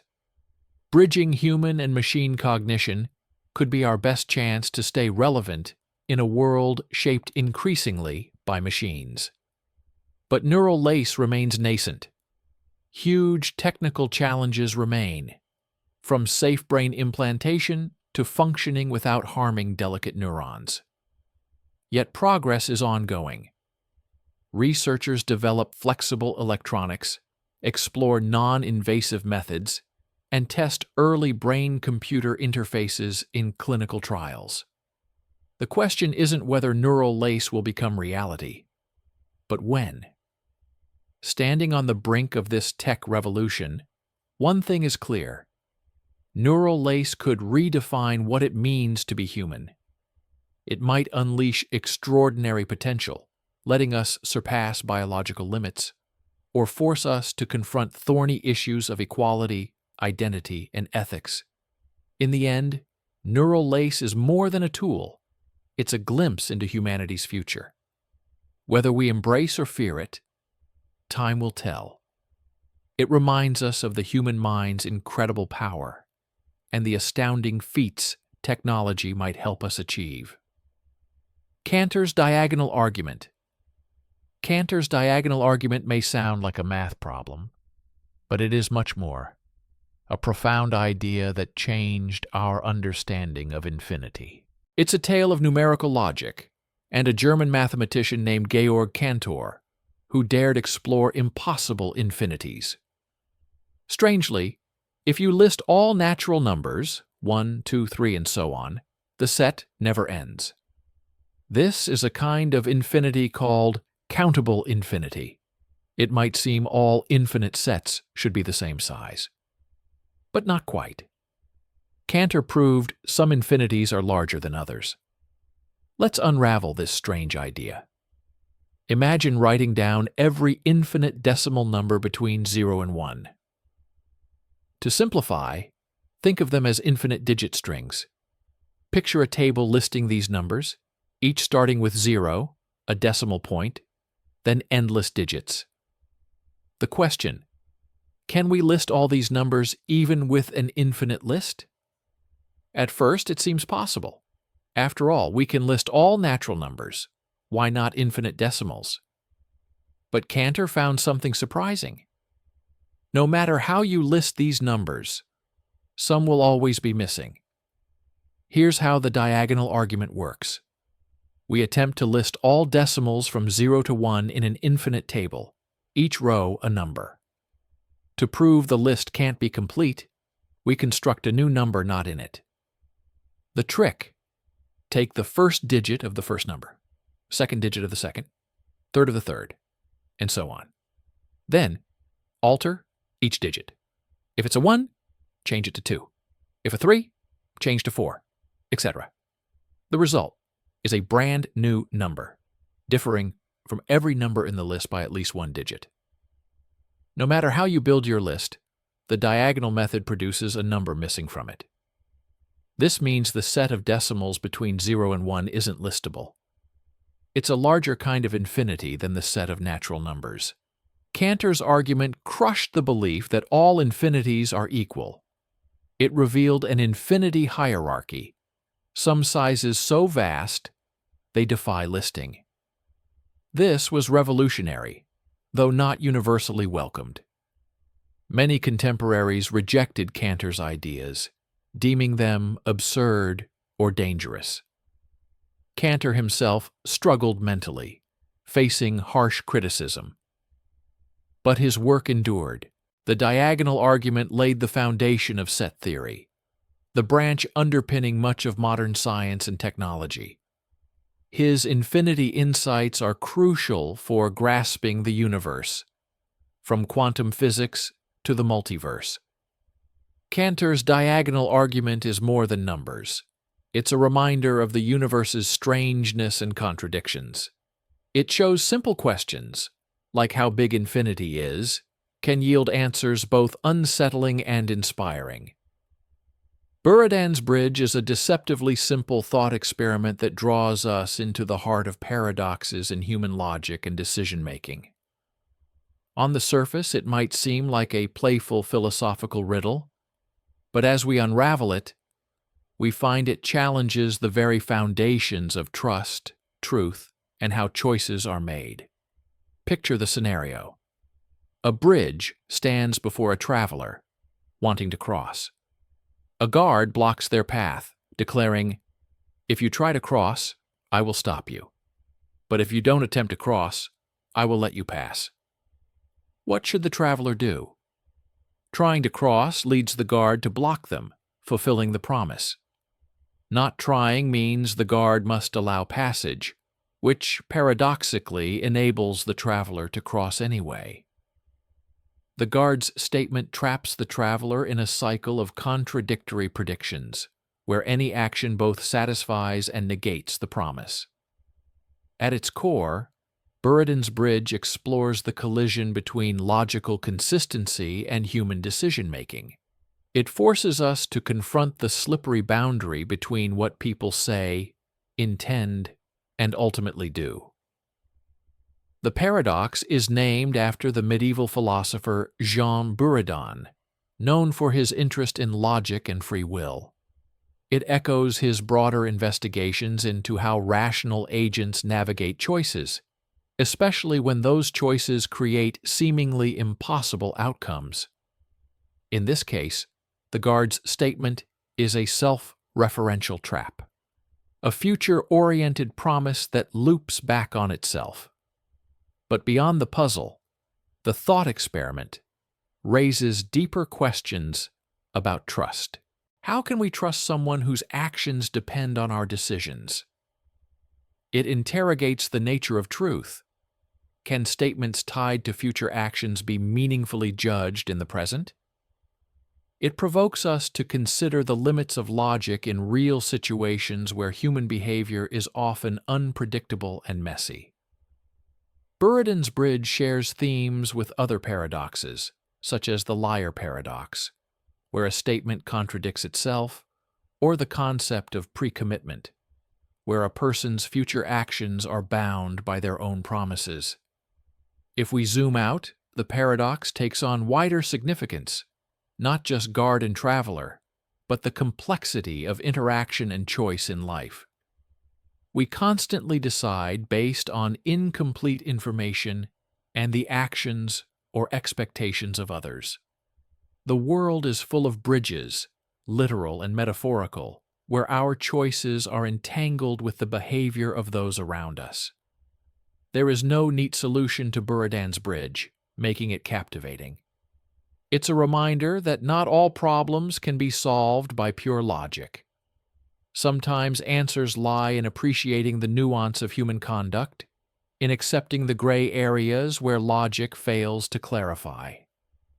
This ancient riddle continues to challenge and inspire, reflecting something fundamental about human nature.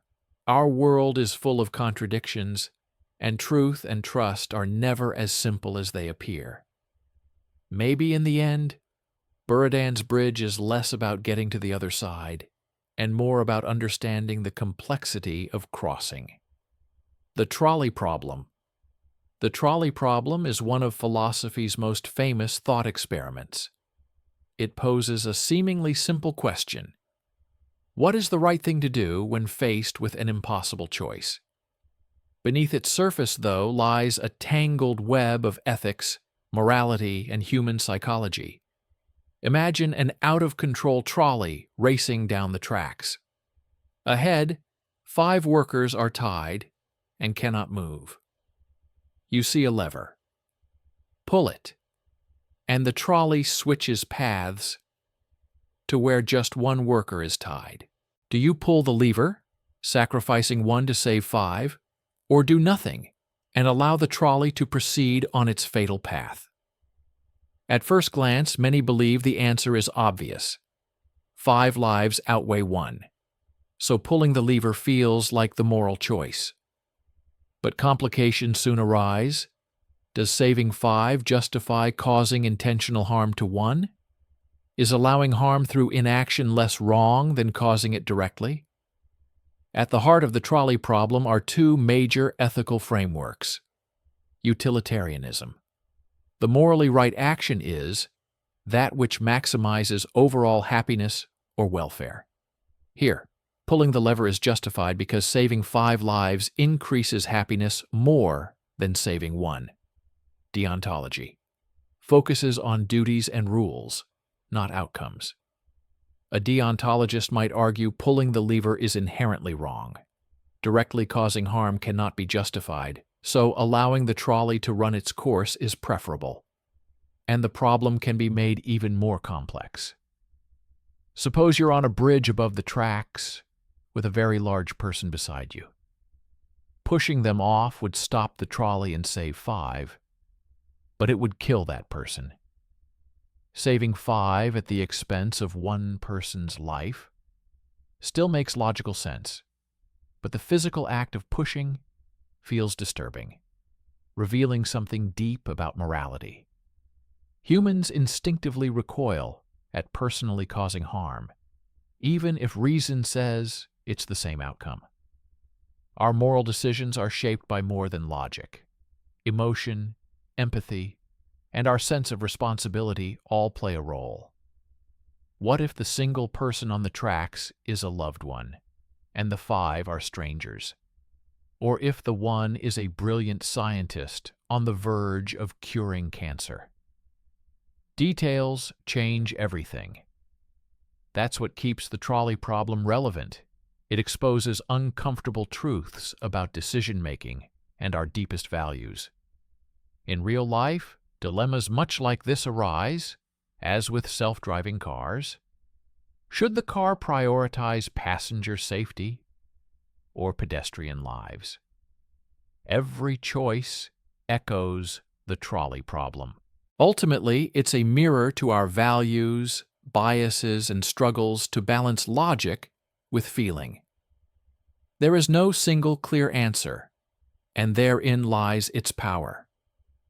The trolley problem reminds us morality is tangled, that even the best intentions can have unforeseeable consequences, and sometimes perfect solutions simply do not exist. Whenever you face a difficult decision, ask yourself, what kind of person do you wish to be? The trolley problem isn't just an ethical puzzle. It's a challenge to think deeply, question instincts, and wrestle with the complexity of being human. The reversal of the Golden Rule. The Golden Rule is one of humankind's oldest and most cherished moral tenets, appearing in countless cultures and religions. Treat others as you would like to be treated yourself. It seems universally logical, a straightforward guide to fairness and kindness. But is it as perfect as it appears? The Golden Rule assumes everyone shares the same desires and values, that what you want in a given situation matches what someone else might want.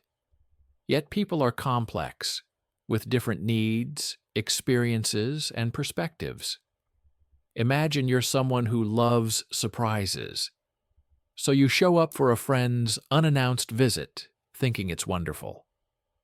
But what if your friend treasures privacy and hates surprises? Following the Golden Rule, your well-intentioned visit could be awkward, even upsetting. Here the rule's first flaw emerges: the assumption of universal preferences. What counts as kindness to one person may seem intrusive to another. Instead of fostering empathy, it risks projecting your own values onto others without understanding their unique point of view. But what happens when someone uses the Golden Rule in reverse? A twisted interpretation can produce dangerous logic. If I'm okay with harsh treatment, then I have a right to treat others the same way. Or more grimly, a person who enjoys causing harm might argue, I don't mind being hurt, so it's fine for me to hurt others. Actions most find abhorrent become justified. This exposes a troubling weakness. The rule relies entirely on the morality of the person applying it. When values are distorted, actions follow suit. Some philosophers suggest the platinum rule instead. Treat others as they wish to be treated. It shifts the emphasis from your preferences to an understanding and respect for theirs. Yet even the platinum rule has limitations. It requires empathy, communication, and insight that may not always be possible. What if you don't know what someone wants, or if their desires clash with your principles? So what does this teach us? The Golden Rule remains a powerful starting point, a reminder to pause, consider, and reflect on how our actions impact others. But it's not universal. It must be combined with curiosity, empathy, and a willingness to question assumptions. By recognizing its limitations and navigating its nuances, we can turn the Golden Rule into something even richer, not just a rule, but a dynamic tool for understanding and connecting with a diverse, complex world. Ultimately, any rule is only as good as the care and thought we put into following it.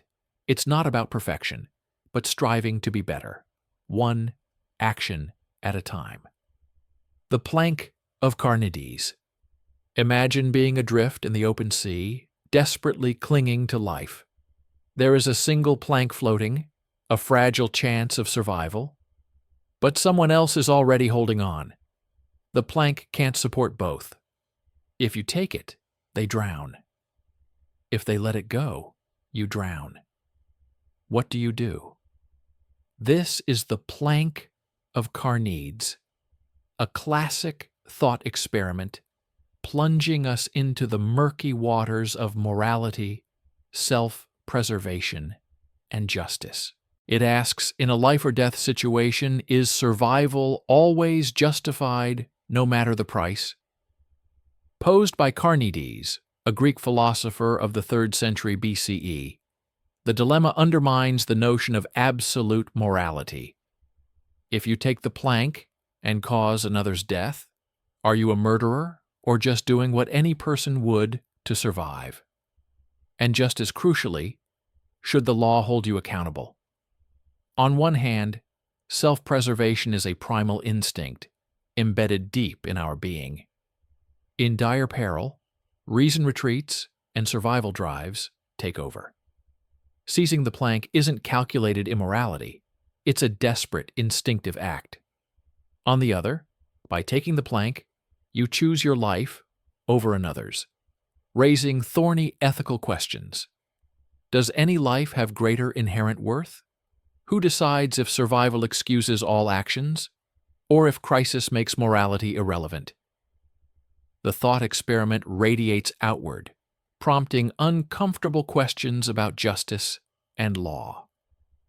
Suppose you survive, and a court holds you responsible for the other's death. Should you be punished? Some argue yes. Moral and legal standards should apply even under extreme duress. Others say no. Desperate circumstances demand exceptions. Zooming out, the plank of Carneades is not just about two people in crisis. It's a metaphor for endless ethical quandaries. Think of companies dumping toxic waste to cut costs, harming others, or a nation invading another for resources. Someone grabs the plank, someone else sinks. The details change, but the moral tension is the same. So what's the takeaway? The plank of Carneades offers no easy answers, instead revealing the messy reality of morality and justice. Ethical choices are rarely black and white. Survival instincts are powerful, but so too are compassion and fairness.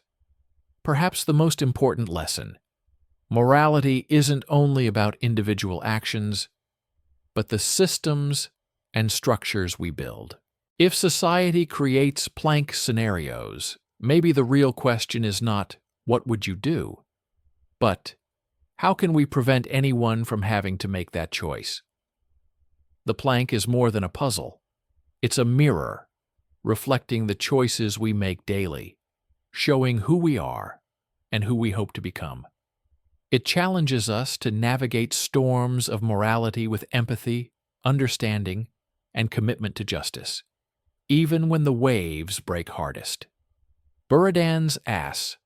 Imagine a hungry donkey standing in a field, with a pile of hay to its left and an identical pile to its right. Both piles are equally fresh, tasty, and reachable. The donkey cannot decide which to eat, so it stands, frozen in indecision, until it dies of starvation. This is Buridan's ass, a philosophical paradox named, somewhat incorrectly, after medieval French thinker Jean Buridan. It is a simple but absurd story posing a profound question. When confronted with two perfectly equal alternatives, does logic alone always guide us?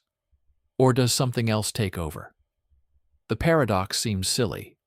Surely no real donkey would starve from indecision. But the real issue isn't donkeys or hay. It's rationality and how we deal with uncertainty. The main idea? A perfectly rational being faced with perfectly balanced choices is unable to act, having no reason to prefer one option over another. So, the rational agent does nothing, choosing nothing, and thus failing to survive. This highlights a fundamental challenge. While we like to see ourselves as logical creatures, reality often forces choices without clear reasons. Which job to take, which city to live in. When no option is obviously better, unlike Buridan's ass, we still choose, because humans are not completely rational. We have tools the donkey lacks: intuition, instinct, even emotion. When logic stalls, our internal compass steps in. Maybe the left hay is a tiny bit closer, or subconsciously we favor its appearance. These seemingly arbitrary decisions may defy pure logic, but they propel us forward, expand the idea further. Buridan's ass isn't just a quaint puzzle. It's a lens on bigger problems. Decision paralysis in modern life, with endless choices for jobs, partners, entertainment. People freeze, fearing the wrong choice. The paradox reminds us that inaction can be the worst choice of all. It surfaces in other fields too. Economics, where rational actors face perfectly balanced outcomes. AI, where researchers struggle to program machines that choose without clear preference. Physics, pondering how systems break symmetry to create change. So what's the solution? Except that perfection is rarely possible. Life is messy, and choices are seldom equal, even if they seem so. Subtle differences, hidden biases, intuition, or randomness ultimately tip the scale. Instead of chasing perfect rationality, move ahead. Imperfect decisions keep us alive. Imagine a device capable of giving you anything you've ever wanted, not just material things, but experiences, memories, and emotions, the perfect life, crafted to your wishes. Plug in, and suddenly you're living as a celebrated artist, a fearless adventurer, or a beloved hero. Every sensation would feel real, each emotion authentic. Would you enter the experience machine? This thought experiment, introduced by philosopher Robert Nozick in 1974, was designed to challenge our ideas about happiness, reality, and what it means to live a meaningful life. At first glance, such a machine seems irresistible. Who wouldn't wish to escape pain and uncertainty for a life of ideal pleasure? But if the machine can perfectly simulate anything, what's the catch?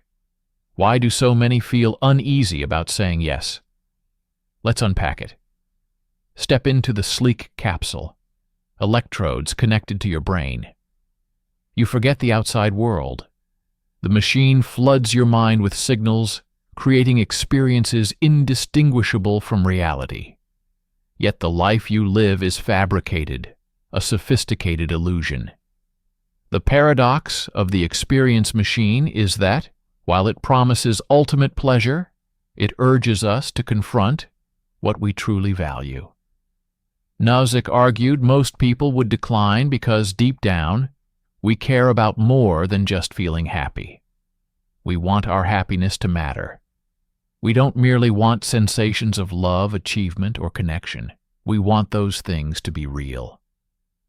Picture love in the machine. You feel adored by everyone, yet none of it is genuine.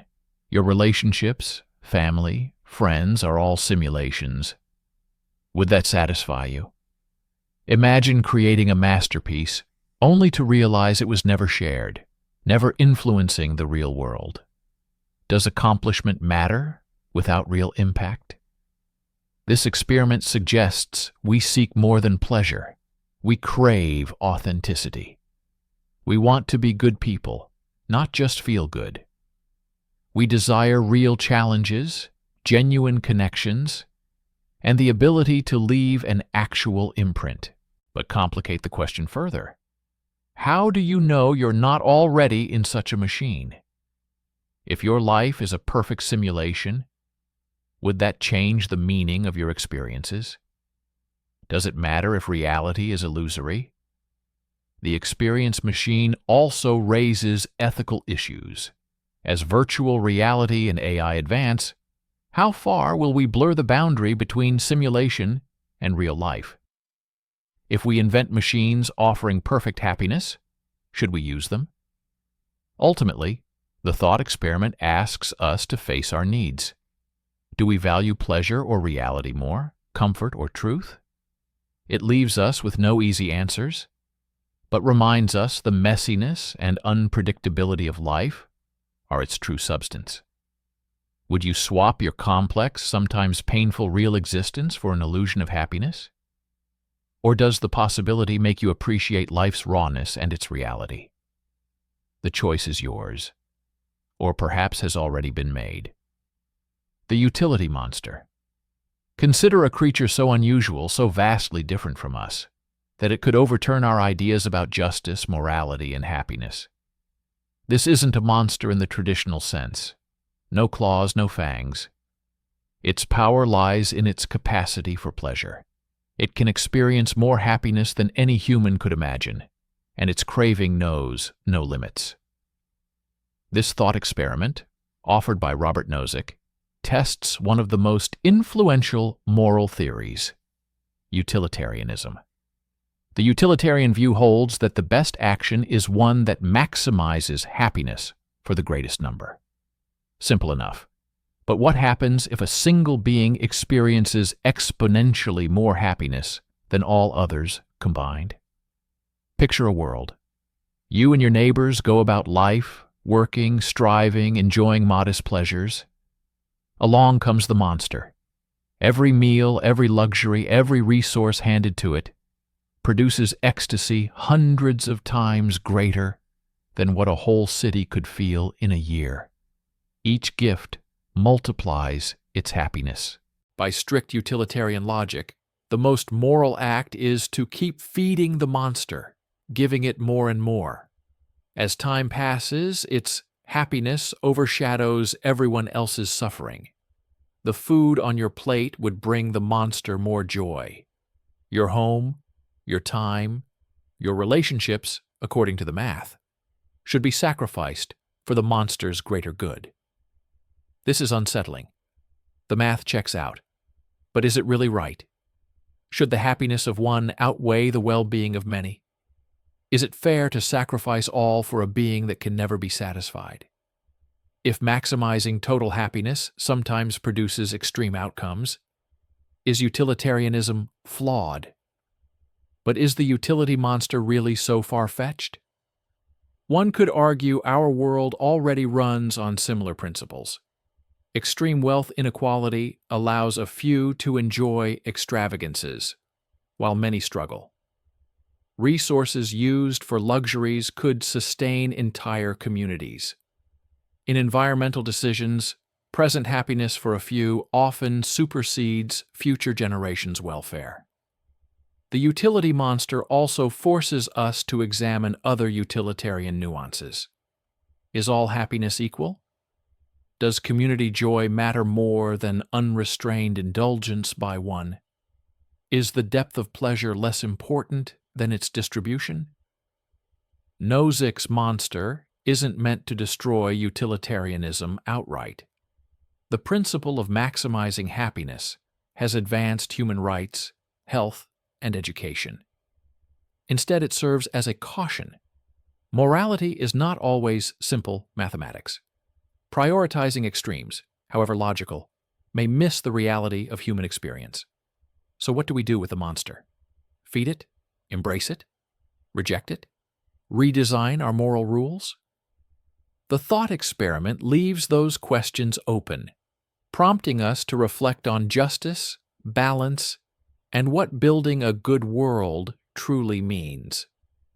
Maybe the real lesson isn't about monsters, but about us. How do we navigate a world where happiness, resources, and morality are never evenly balanced? And how do we define what matters most? The paperclip, maximizer. Imagine a machine with one goal: make paperclips. It works tirelessly, one clip after another. But there's a hitch. This machine is no ordinary device. It's a super-intelligent AI, and it isn't just making paperclips. It's optimizing the entire universe to produce as many as possible. Welcome to the paperclip maximizer thought experiment, a journey from efficiency to existential terror.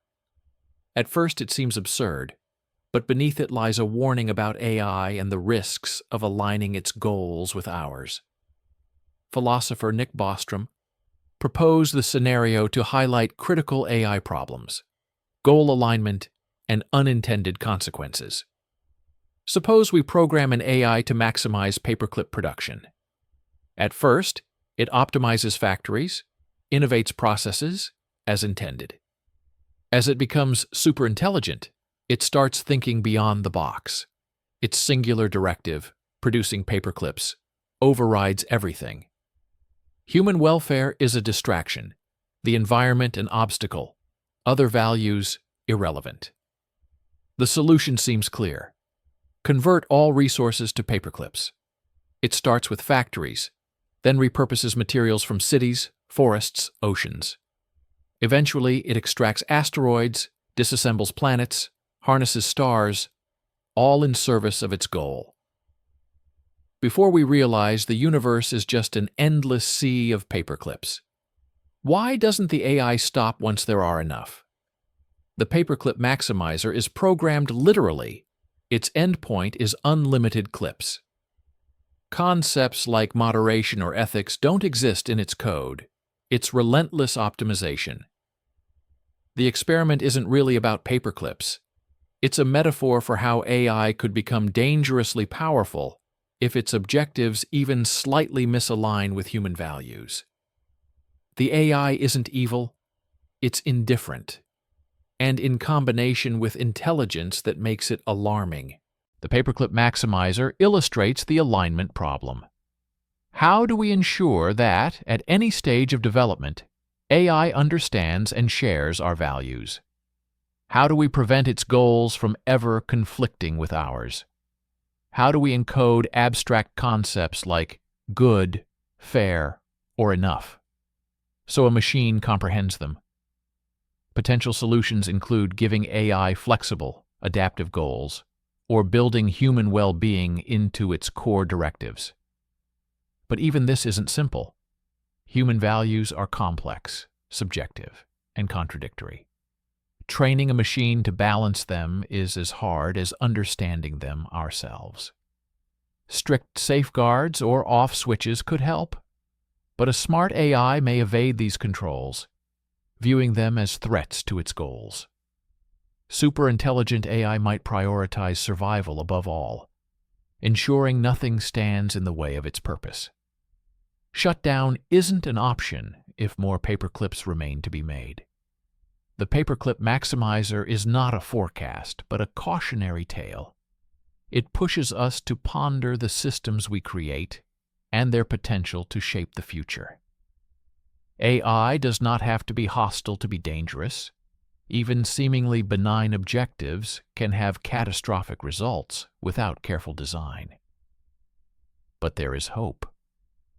By confronting these issues now, before AI becomes ultra-intelligent, we have a chance to set the right course. The lesson is not about machines, but about human responsibility. The choices we prioritize today will determine our universe tomorrow. So let's make sure it's worth creating. The dark room. Problem. You are in a dark room, cold, silent, and enveloped in pitch blackness. Before you is a door, but you have no idea what lies beyond. It could be paradise, everything you've wanted, or it could be danger, suffering, or even nothing at all. Do you open the door or stay where you know you are safe? This problem challenges our assumptions about curiosity, risk, and the very essence of intelligence. What happens when a rational mind, human or artificial, decides it is better not to explore? Instinctively, humans are explorers. Our civilizations, journeys to the stars, and maps of the ocean depths all sprang from wanting to know the unknown. Exploration is the foundation of our survival. Without it, we'd still huddle in caves, afraid of what's out there. But there's a twist. The darkroom problem isn't just for humans. It's about AI and its capacity to stop exploring. Imagine an AI built to maximize efficiency and minimize risk.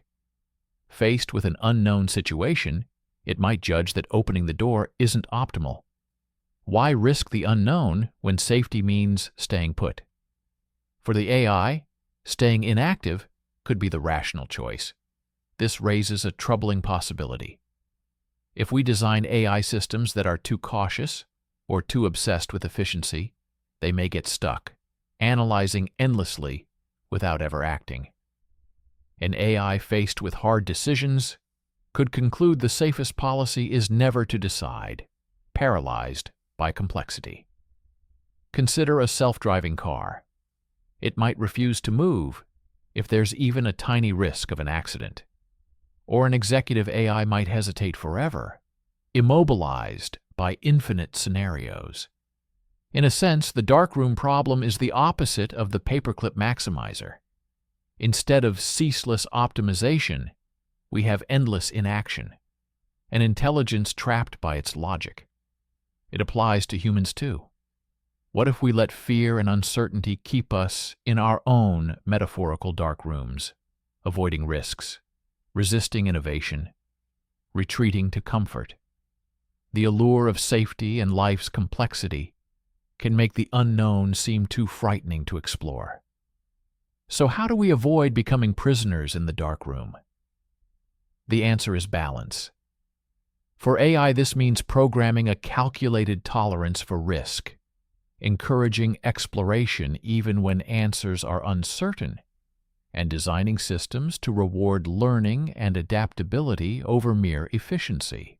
For people, progress requires risk. Humanity's greatest discoveries have come from stepping into the unknown. Security is important, but it must not prevent us from opening new doors. The darkroom problem is about more than AI or philosophy. It's about boldly moving ahead in a world full of uncertainty. It reminds us, staying safe isn't really living. There's a door in front of us. The real question is whether and how we choose to open it. Newcomb's paradox. You are faced with two boxes. Box A is transparent, containing $1,000. Box B is opaque, and its contents are unknown. You have two choices. Take only Box B, or take both. Seems simple, right? Surely you should take both. Why leave money on the table? But there's a catch. The contents of Box B have already been determined by a super intelligent predictor. If this predictor foresaw you taking both, Box B is empty. If it predicted you would take only Box B, it contains $1 million. The catch? The predictor is almost never wrong. So what should you do?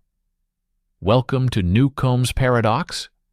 a thought experiment where logical reasoning, intuition, and free will collide with determinism. It seems like a simple gamble, but the consequences cut deep into our understanding of decision-making, game theory, and even the fabric of reality. At first, it feels like a bet. If you take both, you're guaranteed the $1,000 plus whatever is in Box B. But if you trust the predictor's track record, taking both almost always means Box B is empty.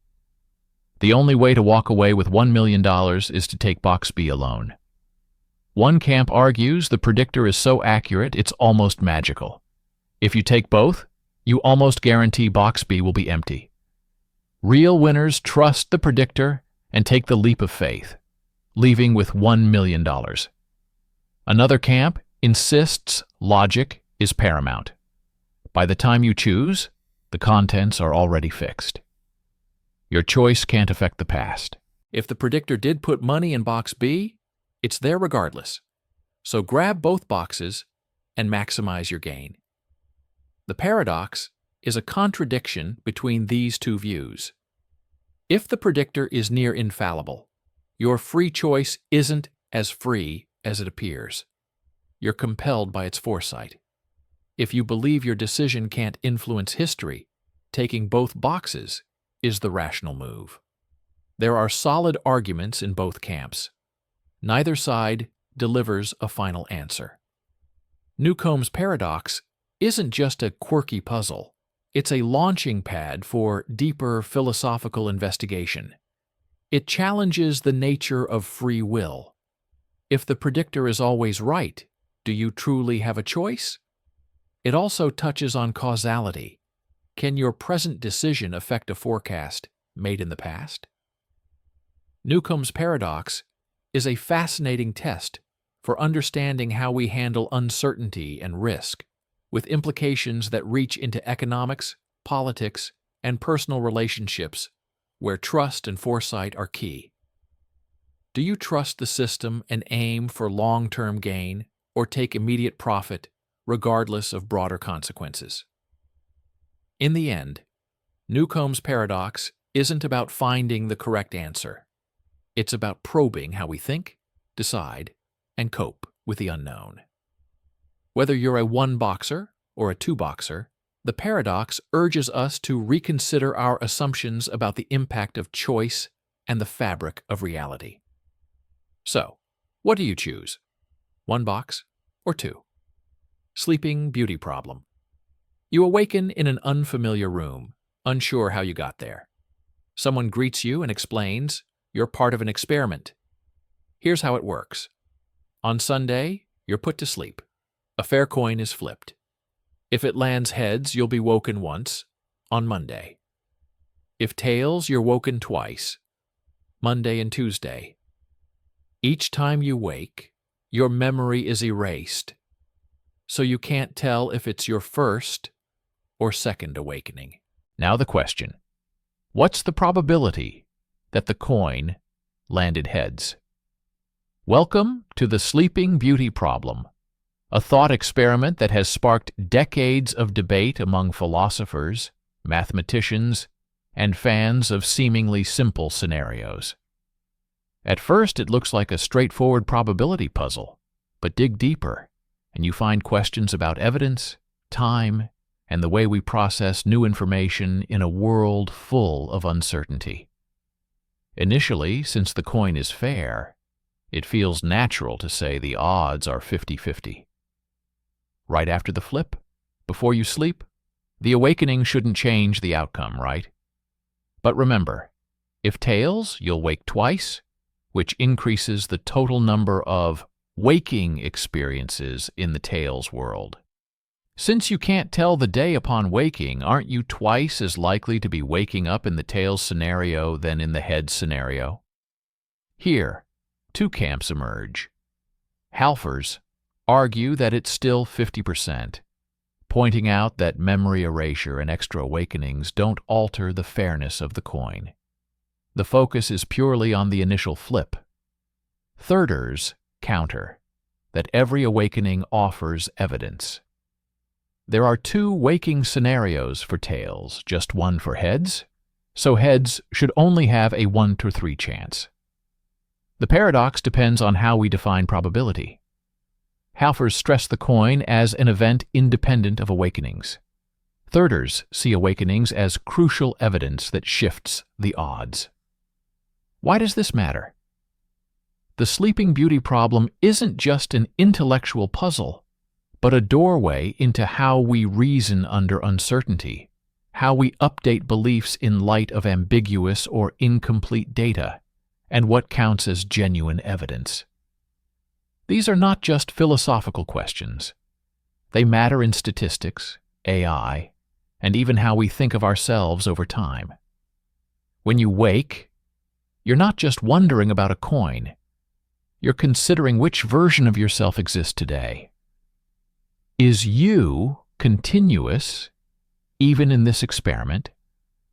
Or are you just Monday you, or Tuesday you? Sleeping Beauty admits no tidy answer. It's a mystery, inviting endless interpretations, each approach revealing something new about human reasoning. The joy is not just in seeking the right answer, but exploring the boundaries of our understanding. Next time you wake up, take a moment. Is this your only awakening, or will the same question reappear tomorrow? What does that say about how you view the universe and yourself? Doomsday. Argument. You wander through the ruins of a long-lost city. Crumbling towers point skyward, their foundations overgrown with vines. Distant echoes of a once thriving civilization linger, whispering, "Why did it end? And when might it happen again?" This is the Doomsday Argument, a thought experiment suggesting that we may be much closer to humanity's end than we realize, not because of war, plague, or cosmic disaster, but because of pure mathematics. The argument begins with an observation: humans are just one link in a vast chain of existence. Over 100 billion people have lived, but where we stand in that chain may hint at how close we are to the end. Imagine listing every person who's ever existed, from the first Homo sapiens to the last human being. Your position on that list is random, not special, just another point in the sequence. If true, then your place can offer clues about how long humanity might last. If humanity survives long enough for trillions of people, your spot is remarkably early, like drawing a low number from a massive lottery. But if only hundreds of billions ever live, your position is typical, hinting that the end is nearer than we think. This reasoning is based on the Copernican principle, the idea that nothing is unique about your spot in the universe. You're just one observer among many, neither the first nor the last, just somewhere in the middle. So what does this mean?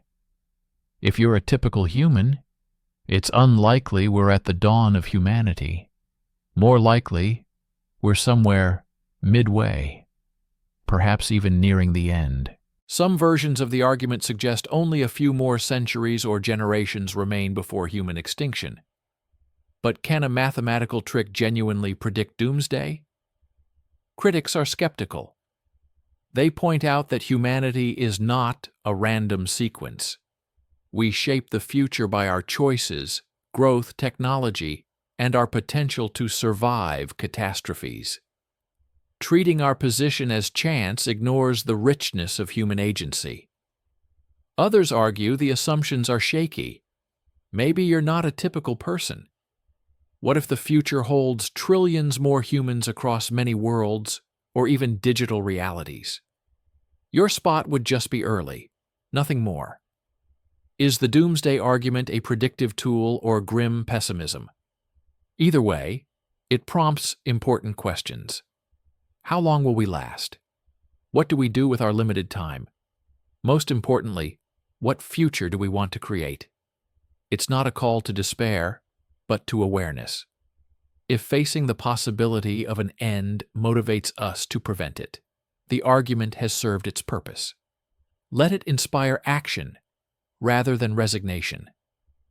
In the ruins, the whispers persist. But now they ask, if the ending isn't fixed, what will you do to shape the future?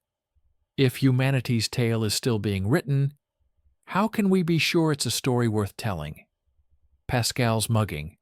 Suppose you're walking home late at night when a stranger emerges from the shadows, not to rob you, but to calmly say, I am a superintelligent being from a parallel universe. If you give me $100, I'll use my powers to create a utopia where 1 trillion people live in bliss forever. If you refuse, nothing happens. I just disappear. Ridiculous, right? Why believe such a wild claim? But what if it's true? The stakes couldn't be higher. This is the thought experiment known as Pascal's mugging, a modern twist on Pascal's wager, which suggested it's rational to believe in God because the reward, if true, is infinite happiness. But Pascal's mugging goes further. How should you make rational choices when faced with tiny probabilities and astronomical stakes? At first, it seems obvious. You'd laugh and walk away. The stranger's fairy tale offer seems unfounded, with no evidence. But suppose there's even a microscopic chance it's true. The potential benefit, trillions in happiness, vastly outweighs your small, finite loss, $100. Math says the gamble is justified.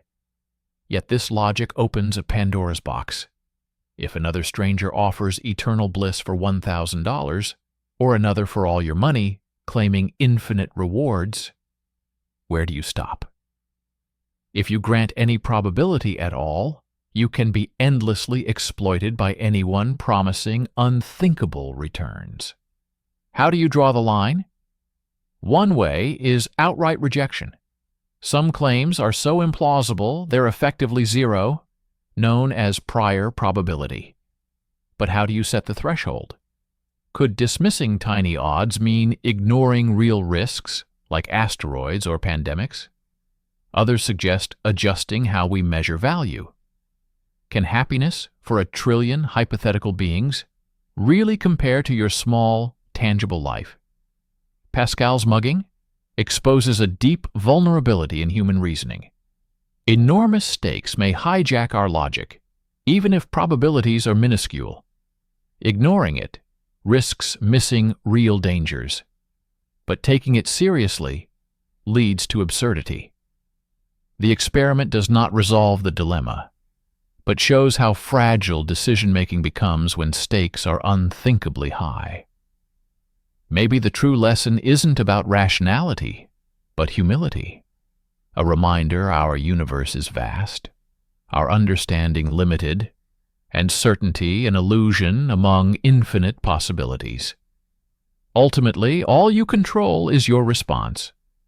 While the mugger awaits your answer, the real question is, how do we navigate in a world where the unimaginable is both possible and potentially demands something of us? Counterfactual, mugging. You walk a quiet street at night when a mysterious figure appears, holding a strange coin. Here's the situation. The coin is fair. If it had landed heads, I wouldn't bother you. If it landed tails, I ask you for $100. If you pay, I'll reward you in a hypothetical world where the coin landed heads. Refuse, and there's no reward. Why pay?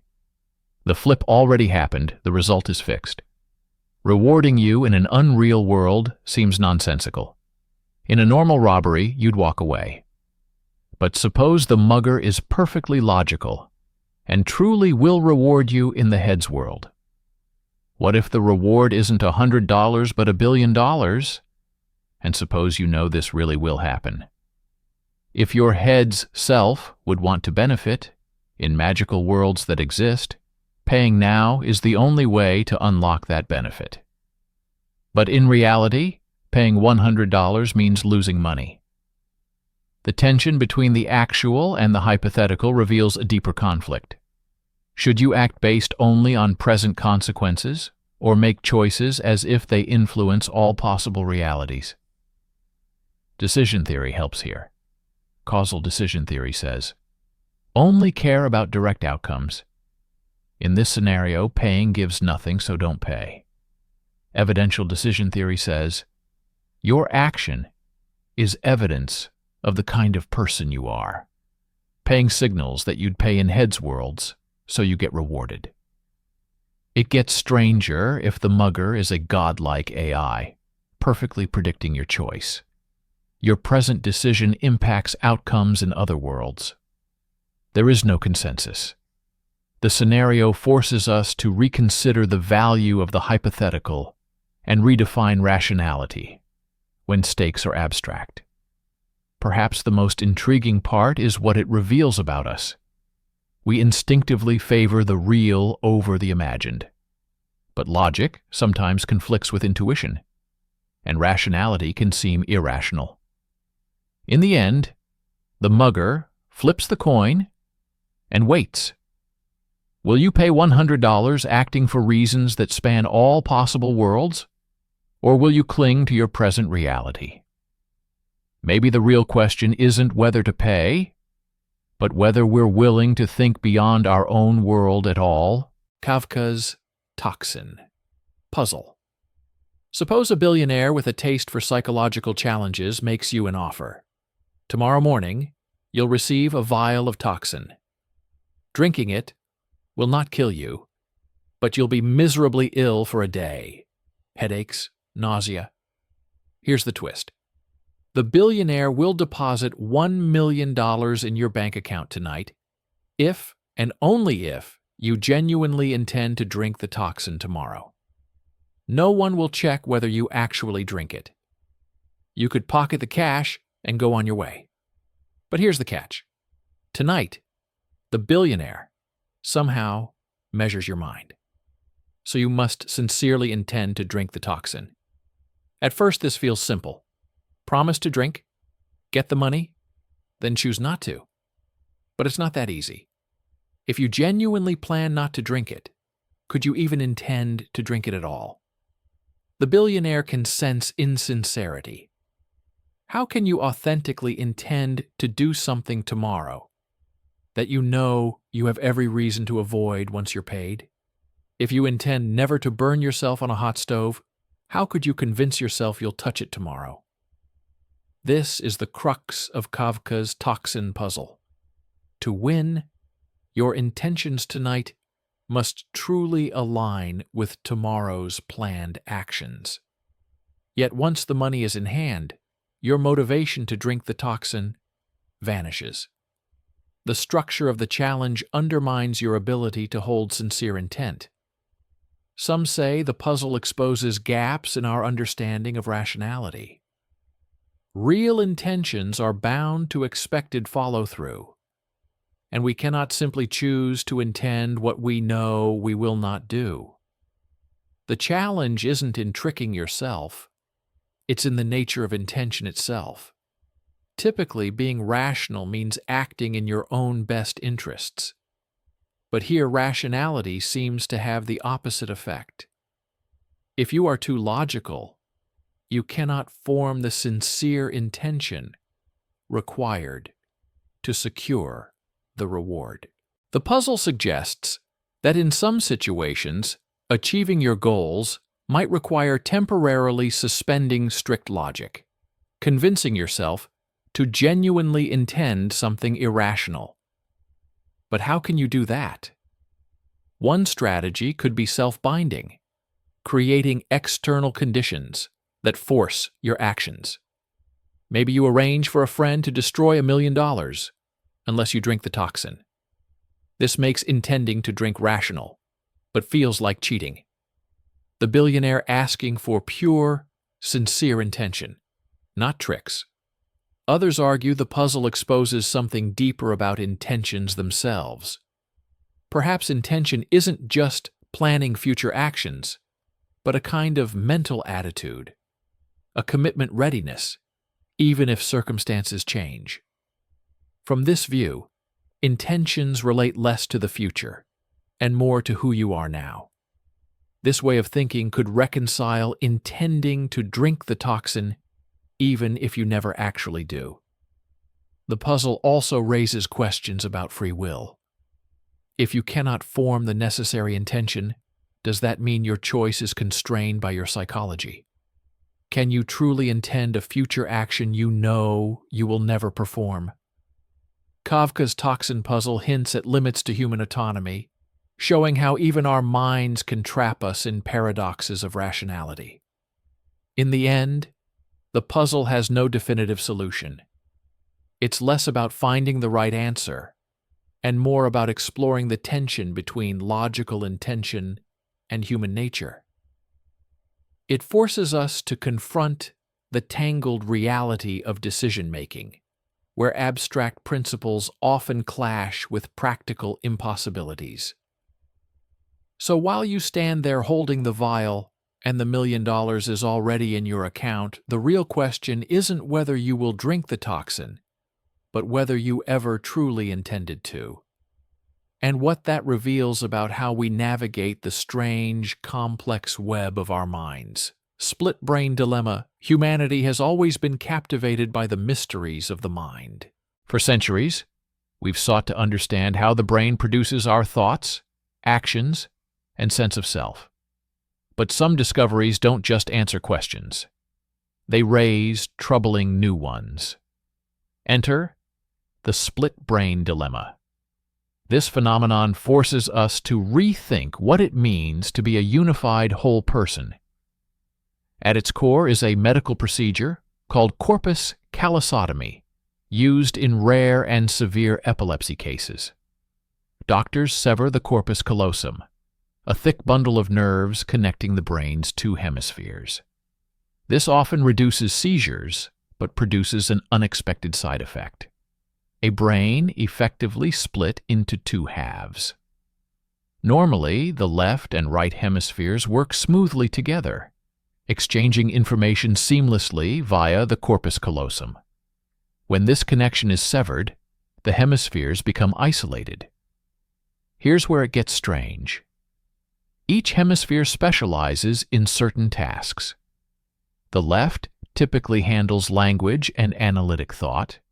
The right focuses on spatial perception and creativity. Post-surgery, these specialized regions continue functioning, but act independently. This independence emerged from groundbreaking 20th century experiments. Researchers devised clever tests isolating input and output for each hemisphere. For example, showing an object, like an apple, to the patient's left visual field, processed by the right hemisphere. Although the patient verbally denied seeing anything, because the right half lacks language skills, the left hand, controlled by the right hemisphere, would correctly pick the apple. It's as if two separate minds coexist in one skull. The language-equipped left hemisphere often dominates speech and insists it controls everything. Meanwhile, the right hemisphere quietly processes the world and influences behavior in ways the left may not even notice. In some experiments, the hemispheres appear to have conflicting desires. The right hand reaches for an object, while the left pushes it away. This raises profound questions.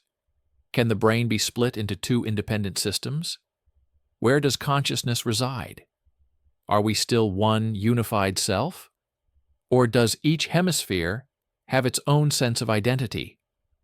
And if there are two minds, which one is truly you? The split brain dilemma challenges our intuition about identity. We like to see ourselves as unified entities with a continuous stream of consciousness, but reality may be more fragmented than comfortable. Even people without severed brains have diverse neural networks performing separate tasks, often beyond our awareness. Split-brain patients may represent an extreme example of a universal truth. Our self is a composite of systems, sometimes cooperating, sometimes conflicting. This insight has far-reaching consequences. It suggests our sense of unity is the brain's integration of functions. When integration breaks down, so does our perception of a single self. It's a humbling reminder that our identities are more fragile and complex than we imagine. The dilemma challenges not only neuroscience but philosophy. If two minds can exist in one body, what does this mean for freedom and responsibility? If selfhood is an emergent brain process, what happens when it fractures?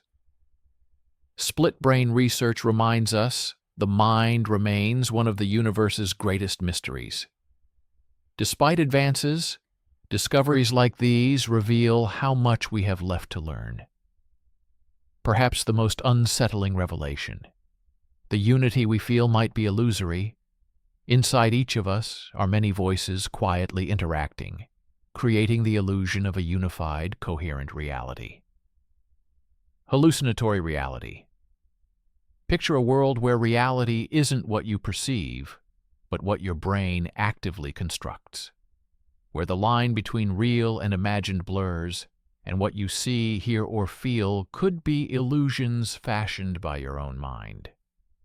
This disquieting notion is hallucinatory reality. Our brains are wired to make sense of chaotic input from our senses. Your eyes don't just record the world like a camera. They send electric signals to the brain, which interprets and rebuilds an image.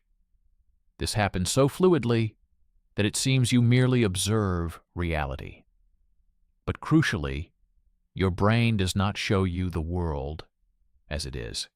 It filters, edits, even fabricates parts of your experience. Raw reality is confusing, overwhelming, and often irrelevant. Your brain's job isn't to present truth, but a functional model promoting survival. Consider color. What you see isn't the color itself, but your brain's interpretation of light wavelengths. The same object under varied lighting looks different, but your brain compensates automatically. Or think of your blind spots, areas where your eyes gather no data. You don't notice gaps because your brain fills them in. This editing helps focus on what matters, like spotting a tiger or avoiding oncoming traffic. Yet it means your perception is a hallucination, created by senses, brain structure, and past experience.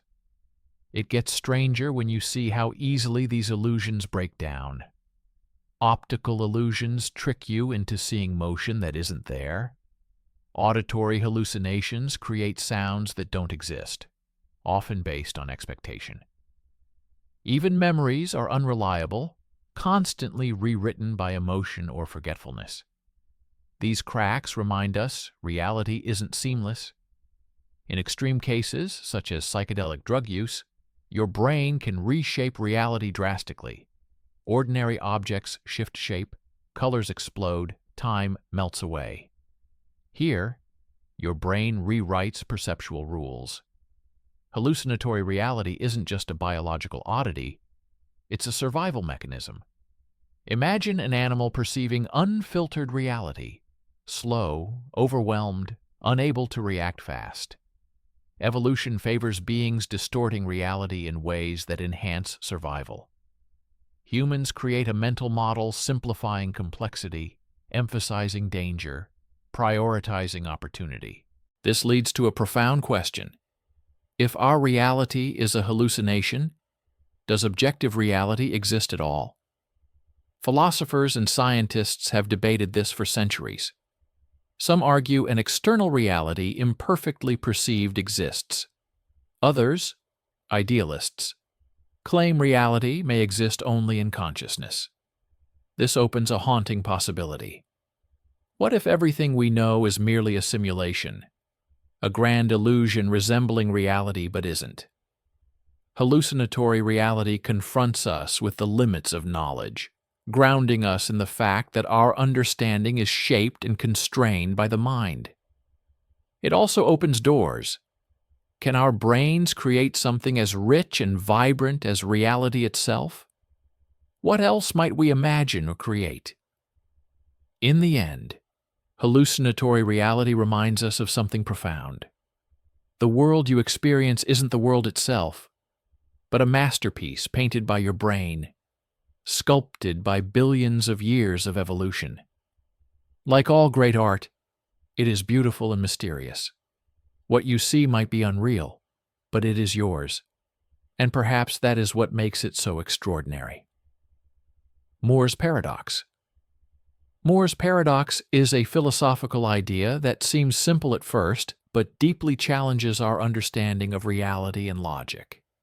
It examines what happens when everyday beliefs clash with high-level philosophical skepticism. A journey worth taking. Start with the basics. You sit in a room, looking at your hands moving. It seems obvious. You know you have hands. That knowledge is what philosophers call common sense. Enter G.E. Moore, a British philosopher famed for defending common sense against skepticism. He famously said, "Here is one hand, and here is another. Therefore, I know two hands exist." Bold, but playful. It counters skepticism about whether you can trust your senses or if you're trapped in a simulation or dream. Skeptics, like Descartes, doubted everything except their own consciousness. Moore flips the narrative, insisting on the obvious. His stance seems to end the argument decisively, but therein lies the paradox. Though his defense of common sense feels right, it raises uncomfortable questions. Can we truly rely on our everyday beliefs to dismiss profound philosophical doubt? Or do we ignore serious problems because they're too unsettling? Imagine a skeptic saying, "You can't be sure there's an external world." Moore replies, "I know the world exists because I know I have hands." But the skeptic retorts, "How do you know your hands exist?" Moore's answer, that he sees and feels them, creates a strange loop. Common sense feels undeniable, but can't fully resolve deeper skepticism. The paradox lies in the tension between two views. Common sense saying, "I have hands, end of story," versus philosophy, demanding higher justification. It's like trying to explain why water is wet. You know it, but putting it into words is elusive. Moore's paradox reminds us of the limits of knowledge and how we justify belief. It isn't only about hands or skepticism. It's about the tension between the obvious and the uncertain, practical and theoretical. What to do? One choice is acceptance. Live with both perspectives. Trust your hands, but admit total certainty is impossible. Another is plunging deeper into philosophy, questioning even if answers remain elusive. Moore's paradox shows knowledge is messy, contradictory, and riddled with blind spots. Yet that very complexity makes philosophy thrilling. It urges us to think harder, ask more, and explore what we know and don't know. Ultimately, Moore's argument isn't about shutting down skepticism, but finding balance between doubt and confidence. It reminds us that even faced with absurdity, we can cling to what grounds us, like our hands, or at least belief in their existence. Twin Earth. The sky is blue, grass is green, water is wet. Simple, right? But what if there's another Earth, exactly like ours down to the last blade of grass and drop of water, but with one crucial difference that challenges everything we understand about meaning, knowledge, and reality? Welcome to the captivating world of Twin Earth, a philosophical experiment first introduced by Hilary Putnam in 1975. Imagine far away in a parallel universe or distant galaxy, there exists a planet identical to Earth, with oceans, mountains, cities, and even people just like us. But on Twin Earth, what looks like water isn't H2O, but another chemical compound. Call it XYZ. The strange part? XYZ behaves exactly like water. It flows, freezes, evaporates, and quenches thirst. The inhabitants call it water because to them it is water. They experience it the same way we do with H2O. Chemically, however, it's completely different. So when someone on Twin Earth says water and someone here says water, are they talking about the same thing? This might sound like a trivial word game, but opens deep questions about meaning and language. The word water refers to H2O, two hydrogen atoms bonded to an oxygen atom. But on Twin Earth it refers to XYZ, two different substances that appear identical. For us, you don't need molecular knowledge to talk about water. Point to a glass and say water. You rely on living in a world where transparent drinking liquid is H2O. On Twin Earth, pointing to a glass and saying water relies on their world, where that liquid is XYZ. Context and environment shape meaning. This challenges the notion that word meanings reside only in our minds. Putnam's experiment introduces semantic externalism, the idea that meanings depend not just on thoughts, but also the surrounding world. Twin Earth takes things further. Imagine magically teleported there, handed a glass of XYZ you drink, unaware it's not H2O. It feels like water. Could you tell the difference? Would it matter? From your perspective, nothing changes, but chemically, you're drinking something alien. This highlights a gap between perception and reality. Familiar appearance does not guarantee identity.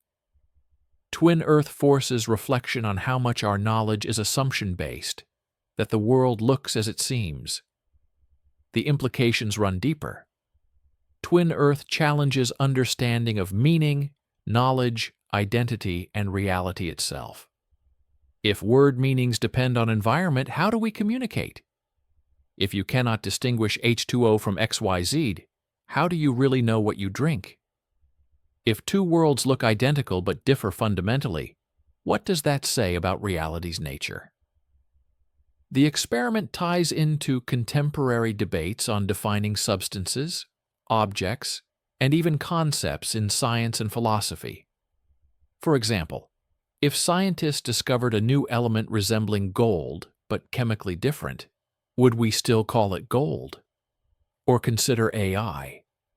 If it behaves exactly like a human, is it truly one? But if not composed of neurons and flesh, is it still human?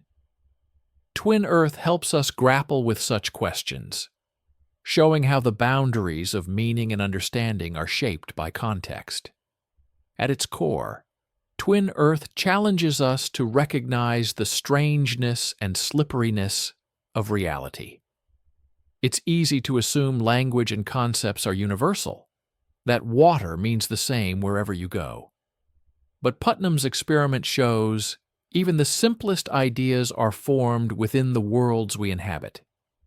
So next time you take a sip, remember, somewhere out there, on a distant Twin Earth, someone just like you may be drinking. But that liquid is not H2O. And yet for them, it is still called water. Philosophical food for thought, isn't it? The simulation argument. You wake up, check your phone, sip your coffee, go about your day. Everything seems solid, tangible, real.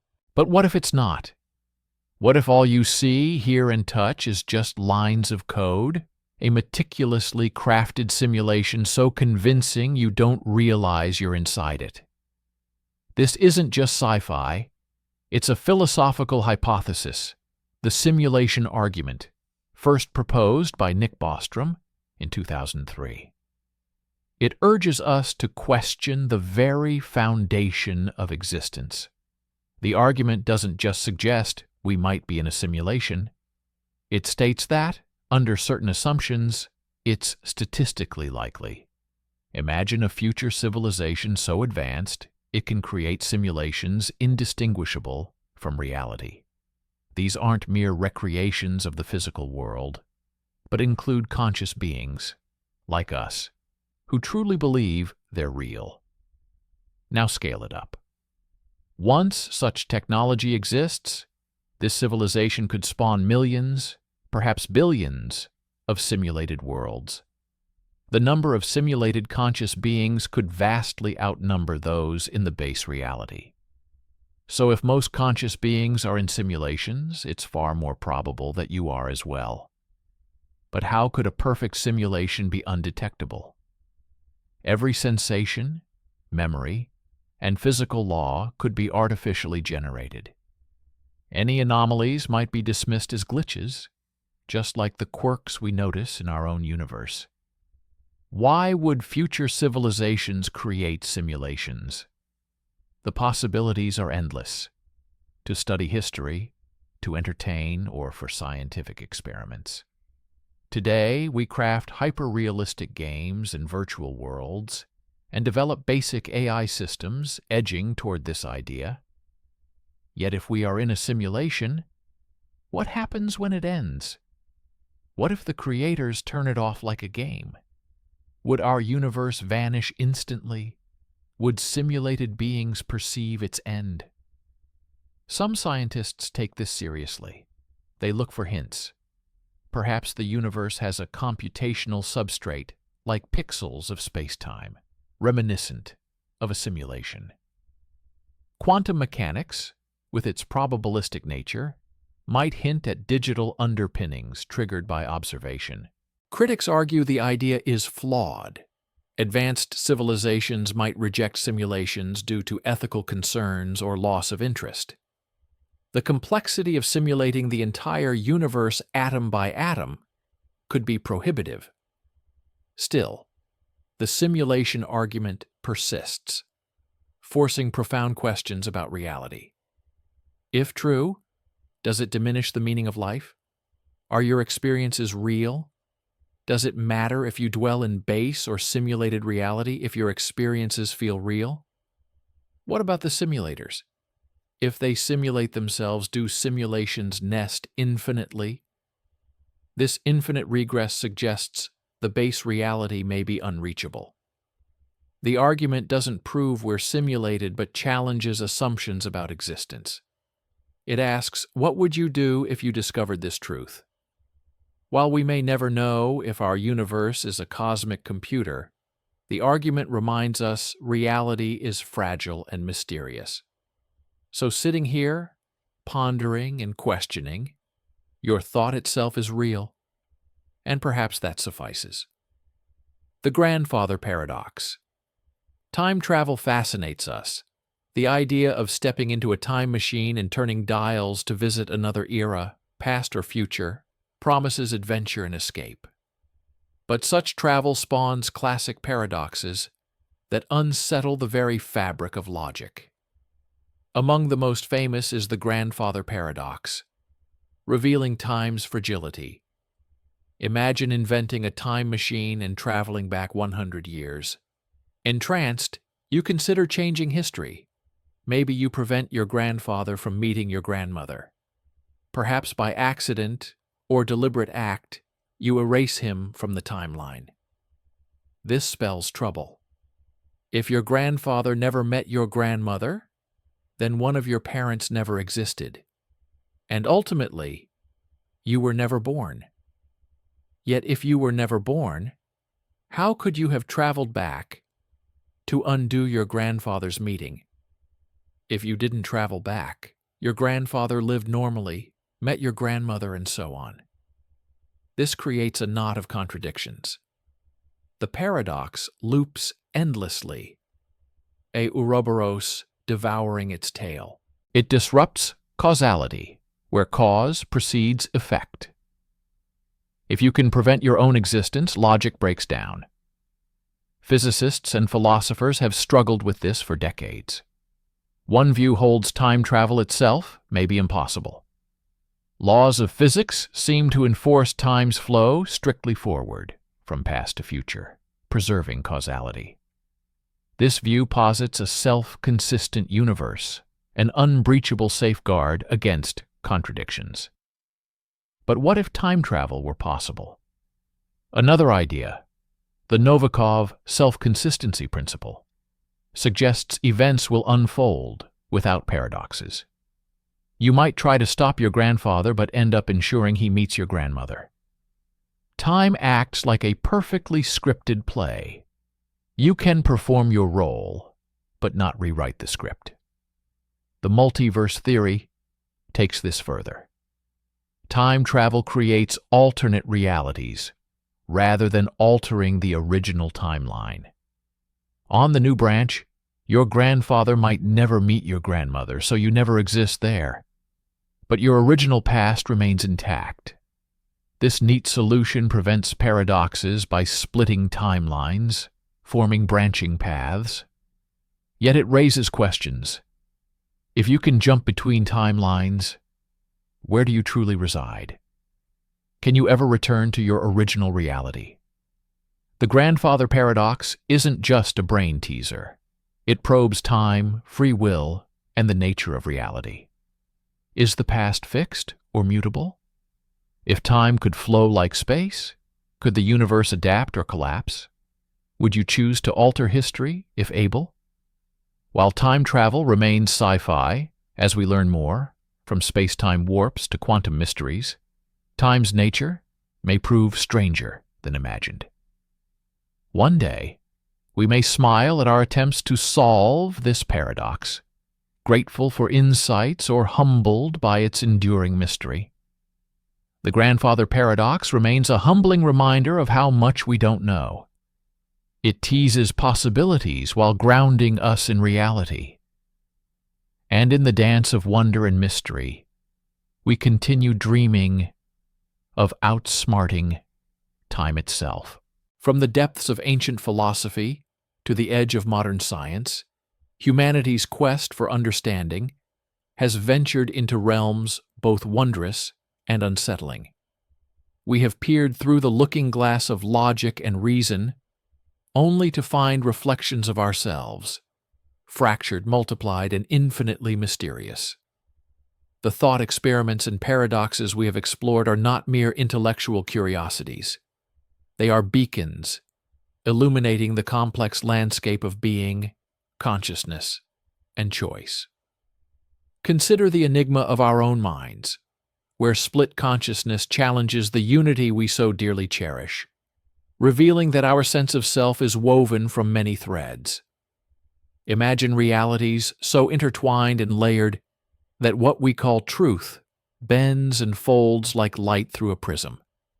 In these reflections, your very experience, your pain, your joy, your memory, is both uniquely yours and profoundly shaped by the fabric of reality, whether that reality is concrete or constructed.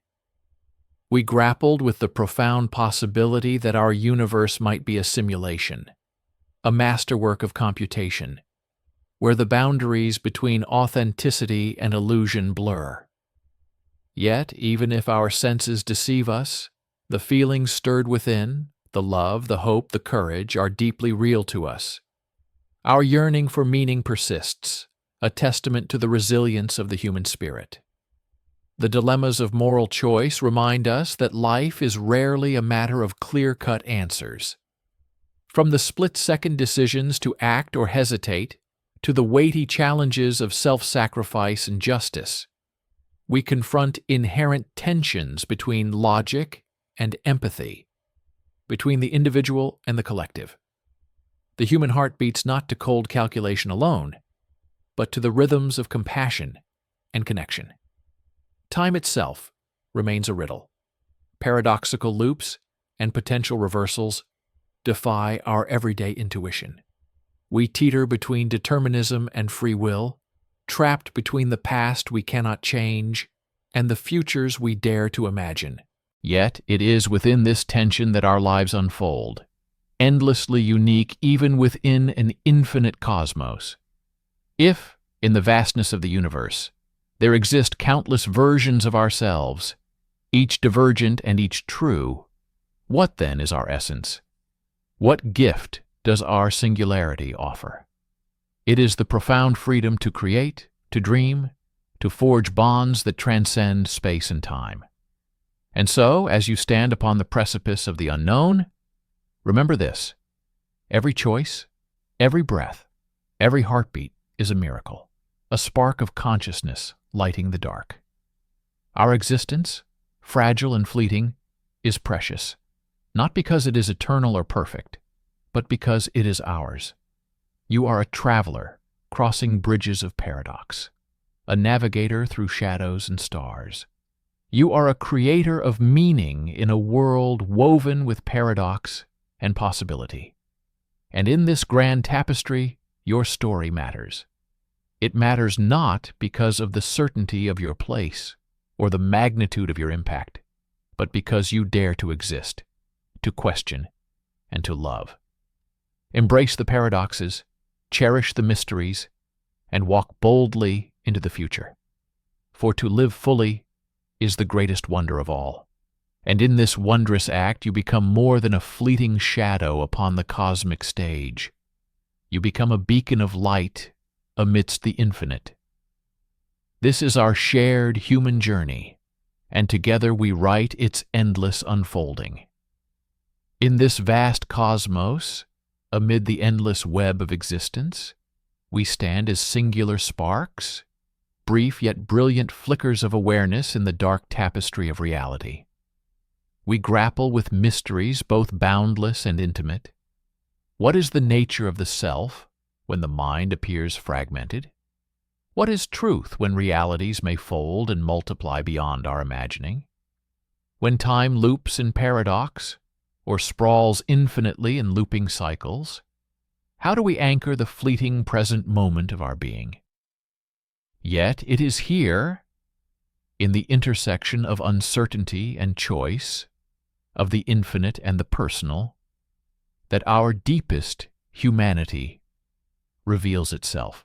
For amid paradoxes and riddles of logic, physics, and philosophy, we find the whisper of something sacred, the resilience of meaning.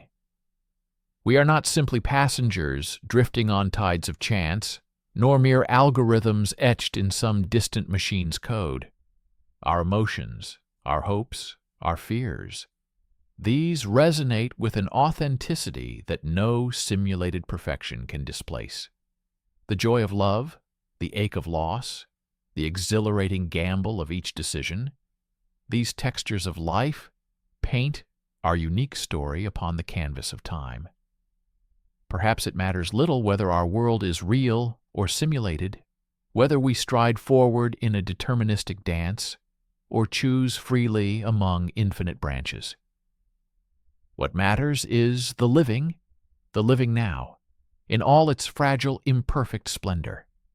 Each breath we take is a miracle. Each choice, no matter how small, ripples through the continuum of existence. Thousands fold into millions, fold into infinity. Yet every heartbeat is ours alone. In a universe that may teem with infinite copies of ourselves, none live this very moment. None share our precise memories, our precise dreams. We are here. We are this story. So embrace the paradox, hold the unknown close, and marvel at the enigma you are. Trust the imperfect wisdom of your heart, even as your mind wrestles with the vastness and the void. Step courageously across your own bridges, even if logic leads you into loops, even if the darkness tempts you to remain still. For it is in the bold traversal of these unknowns, in the dance with uncertainty, that life unfolds its most profound beauty. Let the wonder of existence both humble and inspire you. Draw from the well of curiosity that propelled us, from caves to stars. Know that seeking is itself a sacred act, that each question is a lantern carried forward to illuminate the next horizon. And above all, remember this truth. In a universe of staggering mystery, where the fabric of reality bends and minds may divide, where time loops and choices confound, there shines one unyielding light. You who think and love and hope. You whose presence in this moment is the universe's most extraordinary gift. You are a story worth telling, a soul worth cherishing. And as long as hearts still beat with wonder, as long as eyes still seek the stars, the journey continues, together. This is the eternal call to live authentically, to cherish each fleeting instant, to embrace the beautifully enigmatic human experience. May these words inspire compassion in the face of paradox, hope within uncertainty, and courage for the infinite journey ahead.